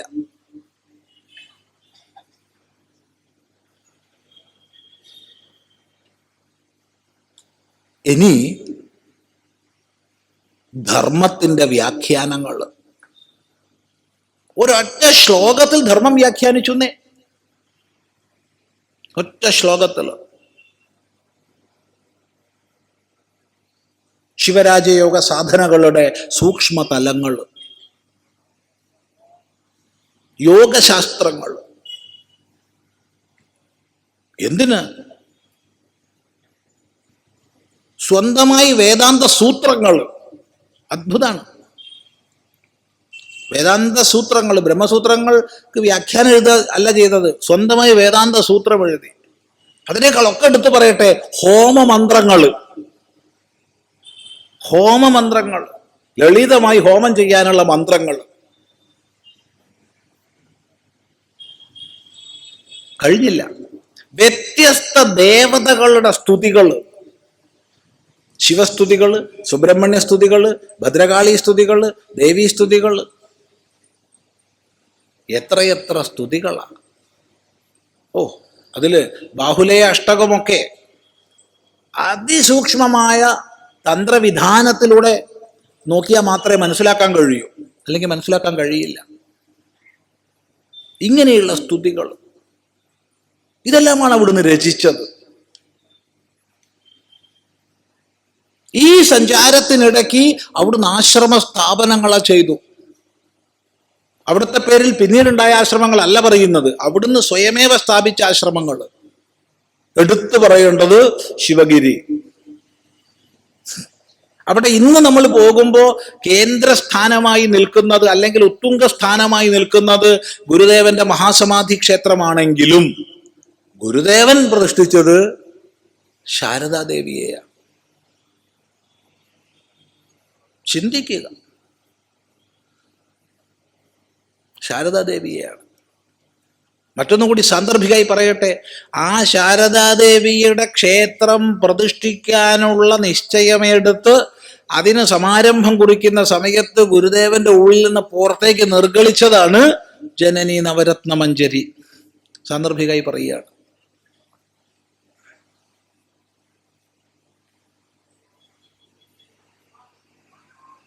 പിന്നീട് ആലുവ അദ്വൈതാശ്രമം. ഈ ദൃശ്യങ്ങളായ പ്രവൃത്തികളെ ചെയ്ത ഗുരുദേവൻ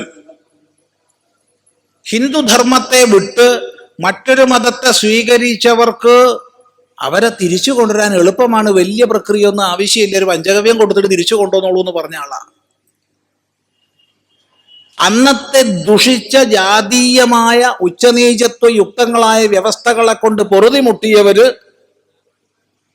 മതാന്തരത്തിലേക്ക് ബൗദ്ധത്തെ സ്വീകരിക്കാൻ ഒരുങ്ങിയപ്പോ സനാതന ധർമ്മത്തിലേക്കാണ് വരേണ്ടതെന്ന് പറഞ്ഞത് ഗുരുദേവനാണ്. ശ്രീനാരായണ ധർമ്മ പരിഷത്തിന്റെ സ്ഥാപന സന്ദർഭത്തിൽ സനാതന ധർമ്മികളെ ചേർത്തിട്ട് ഇത് വിപുലീകരിക്കണമെന്ന് പറഞ്ഞത് ഗുരുദേവനാണ്. തന്റെ ഒടുവിലത്തെ ലോകത്തോടുള്ള പ്രസംഗത്തിൽ ശരിയായ ഹിന്ദു ധർമ്മ വിശ്വാസികളെ ചേർത്ത് സംഘടനയെ വിപുലീകരിക്കുന്നത് നന്നായിരിക്കും എന്ന് മുന്നറിയിപ്പ് നൽകിയത് ശ്രീനാരായണ ഗുരുദേവനാണ്.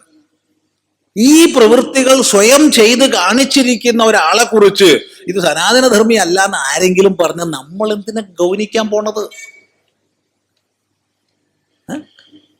ആരെങ്കിലും വിവരക്കേട് വിളിച്ചു പറഞ്ഞാൽ അതിന് മറുപടി പറയാൻ പോവുക, നമ്മുടെ സമയം നഷ്ടപ്പെടുത്തുക, അതിന്റെ വല്ല ആവശ്യമുണ്ടോ?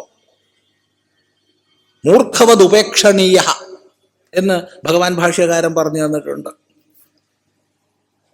സമ്പ്രദായവിത്തല്ലാത്ത ആള് മൂഢൻ എന്നതുപോലെ ഉപേക്ഷിക്കപ്പെടണം.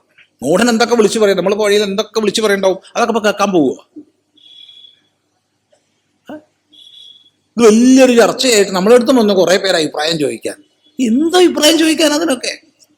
നിങ്ങൾ ഗുരുദേവന്റെ കൃതികൾ വായിക്കൂ, ഗുരുദേവന്റെ ജീവിതം എന്തെന്ന് മനസ്സിലാക്കൂ.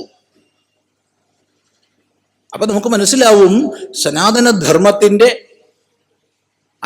അനന്തമായ ആർഷ പാരമ്പര്യത്തിന്റെ അങ്ങേയറ്റത്തെ പ്രകാശപൂർണമായൊരു മഹർഷിയാണ് ഈ ധർമ്മത്തെ സംസ്ഥാപനം ചെയ്യാൻ വേണ്ടി, അന്ധകാരത്തിൽ ആണ്ടുപോയ ഒരവസ്ഥയിൽ നിന്ന് ഉയർത്താൻ വേണ്ടി വന്നിട്ടുള്ള ഒരു മഹർഷി വര്യനാണ് ഗുരുദേവൻ എന്ന് മനസ്സിലാവും. അങ്ങനെയുള്ളവരെ നമ്മൾ ദേവനായിട്ടാണ് പൂജിക്കുന്നത്. അതുകൊണ്ടാണ് ശ്രീനാരായണ ഗുരു ദേവൻ എന്ന് പറയണത്. ചിലർക്കത് ഇഷ്ടപ്പെടില്ല ദേവൻ എന്ന് പറഞ്ഞാൽ. ശ്രീനാരായണ ഗുരു അല്ലേ, ഗുരു ഒരു മനുഷ്യനല്ലേ, മനുഷ്യനെ ദേവനായി കാണുന്നതാണ് ഞങ്ങളുടെ ബുദ്ധി. ഞങ്ങൾ വേറെ ദേവനെ കണ്ടിട്ടില്ല. നമ്മൾ രാമനെ ദേവനായി പൂജിക്കും, മനുഷ്യനായിട്ടാ രാമൻ ജീവിച്ചേ അല്ലേ. നമ്മൾ കൃഷ്ണനെ ദേവനായിട്ട് പൂജിക്കും, മനുഷ്യനായിട്ടാ കൃഷ്ണൻ ജീവിച്ചേ. അല്ലാണ്ട് ഈശ്വരനെ നമുക്കറിയാം നാമരൂപരഹിതനാണ്. പക്ഷെ ഈശ്വരനെ പൂജിക്കാൻ നമുക്ക് ആവുമോ? ആർക്കാ സാധിക്കുക ഈ കൂട്ടത്തില്? ഇപ്പൊ പൂജിക്കണമെങ്കിൽ ഏതെങ്കിലും ഒരു ദേവതാഭാവം വേണം. ഭഗവതിയെ നമ്മൾ പൂജിക്കും ഏതൊക്കെ ഭാവത്തില്? ഒക്കെ നാമരൂപങ്ങളോട് കൂടിയിട്ട്, ഒക്കെ മനുഷ്യാകാരത്തില്.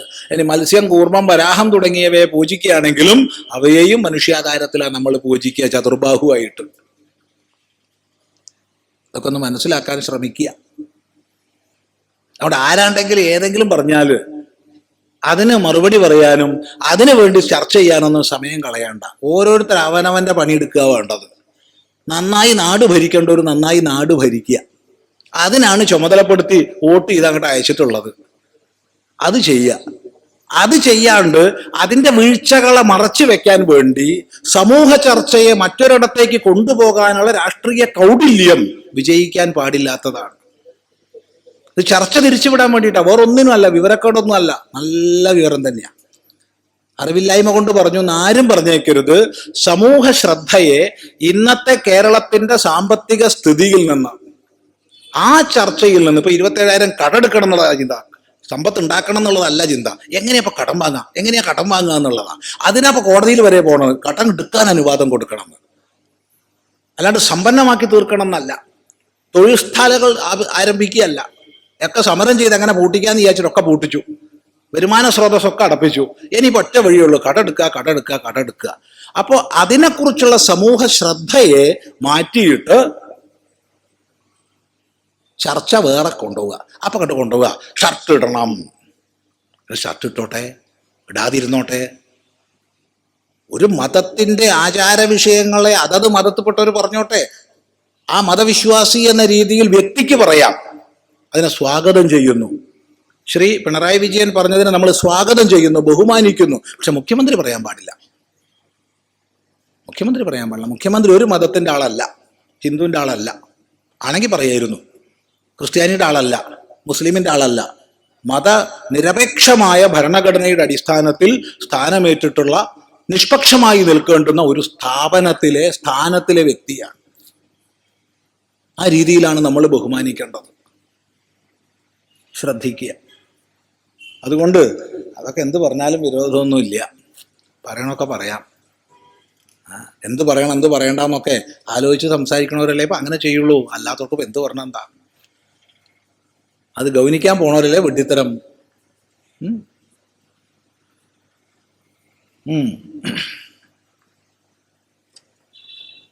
ഇവിടെ ഒരു വിവാദത്തിൽ സ്വാമിയുടെ നിർദ്ദേശമാണ്.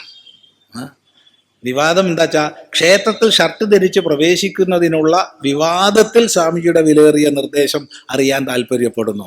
ഈ ചിദാനന്ദപുര സ്വാമി കഴിഞ്ഞ 30-ലധികം കൊല്ലങ്ങളായിട്ട് ഈ പൊതുവേദിയിൽ പ്രസംഗിക്കാൻ തുടങ്ങിയിട്ട് ഇപ്പോൾ 35 കൊല്ലമായി. എന്നാലും ഉറപ്പിച്ച് പറയാം, 30-ലധികം കൊല്ലമായിട്ട് പറഞ്ഞുകൊണ്ടിരിക്കുന്ന വിഷയമാണ്. എന്ത്? ക്ഷേത്രത്തിൽ ഷർട്ട് ഇട്ട് പോകണം എന്ന് ഇന്ന് വരെ പറഞ്ഞിട്ടില്ല, ഒട്ട് പറയുകയില്ല. ക്ഷേത്രത്തിൽ ഷർട്ട് അഴിക്കണമെന്ന് നിർബന്ധിക്കരുത്. രണ്ടും രണ്ടാണ്. ഒരാൾക്ക് ഷർട്ട് അഴിച്ചു പോകണം, അഴിച്ചു പോയിക്കോട്ടെ. ഒരാൾക്ക് ഷർട്ട് ഇട്ട് പോകണം, അതിന് അനുവദിക്കണം എന്നാണ് പറയാറ്. അത് പുതുതായിട്ട് ഇക്കൊല്ലം പറയണതല്ല, കഴിഞ്ഞ കൊല്ലം പറയണതല്ല. കഴിഞ്ഞ 3.5 ദശകങ്ങളായി പറഞ്ഞുകൊണ്ടിരിക്കണം. എല്ലാ പ്രസംഗത്തിലും പറയില്ല. ഈ ചോദ്യം വന്നാൽ പറയും, ആ ഒരു സന്ദർഭം വന്നാൽ പറയും. ഓരോ പ്രകടനം വരുമ്പോഴാണല്ലോ ആ പ്രകടനം ചർച്ച ചെയ്യുക. അല്ലാണ്ട് എല്ലായിടത്ത് പോയാലും ഒന്ന് പറയുക എന്നുള്ളത് നമ്മുടെ സ്വഭാവമല്ലല്ലോ. ആ വിഷയം വന്നാൽ പറയും, ഇപ്പോഴും പറയും. അതുകൊണ്ട് ഒന്ന് തന്നെ ആവർത്തിക്കാനുള്ളൂ, ഓരോ ക്ഷേത്രത്തിനും അതിൻ്റെ ചിട്ടകളുണ്ടോ അത് പാലിച്ചോളൂ, വിരോധമില്ല.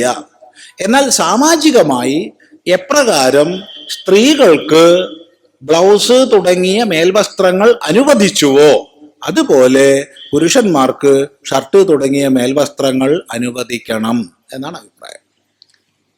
ഇതിൻ്റെ അർത്ഥം നാളെ ഒരാൾ ബ്ലൗസ് ഇടാണ്ട് പോയി അയാളെ കയറ്റാതിരിക്കരുത് എന്നുള്ള സ്വാതന്ത്ര്യം അയാൾക്കുണ്ട്. നാളെ ഒരാൾ ഷർട്ട് ഇടാണ്ട് പോയി അയാളെ കയറ്റാതിരിക്കരുത്.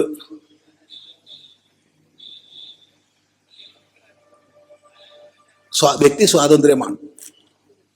പക്ഷെ ഷർട്ട് അഴിപ്പിക്കരുത്. കഴിഞ്ഞ ഷർട്ടിനല്ല പ്രശ്നേ. ഒരു നേരം പോക്ക് പറഞ്ഞുതരാം നിങ്ങളോട്. ഇതിൻ്റെ വിശദീകരണം നമുക്ക് നാളെ പറയാം, ഇന്ന് സമയം ഉണ്ടാവില്ല. ഇന്നിപ്പോൾ ആകെ 2 മിനിറ്റ് ഇനി ബാക്കിയുള്ളൂ. കൃത്യനിഷ്ഠ മുഖ്യമാണല്ലോ. നമ്മൾ ആശ്രമത്തിൽ വരുന്നൊരു കുടുംബം ഉണ്ടായ സംഭവം കേട്ടോ, കഥയല്ല. അതിൽ ഒരു മോനും മോളുമാണ്, ചേച്ചിയാണ്, അനിയനാണ് മോൻ. അപ്പോൾ ഇവർ പോയി ഗുരുവായൂർ പോയി റൂമൊക്കെ എടുത്ത് താമസിക്കുക. അപ്പം ഞാൻ ഈ മക്കളോട് പറഞ്ഞു, നമ്മളൊരു കാര്യം ചെയ്യണം കൂട്ടാ. എന്താണ്? നീ ഈ ഷർട്ട് ഇട്ടൊന്ന് പോവുക. പോകുമ്പോൾ നിന്നെ കയറ്റില്ല. നീ ഒരു ലഹളയ്ക്കും പോകരുത്, ബഹളത്തിനും പോകരുത്. തിരിച്ച് റൂമിൽ തന്നെ പോവുക. ആ ഷർട്ട് ചേച്ചിക്ക് കൊടുക്കുക, എന്നിട്ട് ചേച്ചി പോട്ടെ. യവൻ ഈ പറഞ്ഞ പോലെ യവൻ ഷർട്ട് പോയി കയറ്റിയില്ല. തിരിച്ചു പോകണം, ഷർട്ട് അയക്കണം. നേരെ പോയി ഇതേ ഷർട്ട് ചേച്ചി ഇട്ട് പോയപ്പോൾ ഒരു പ്രശ്നവും ഇല്ല.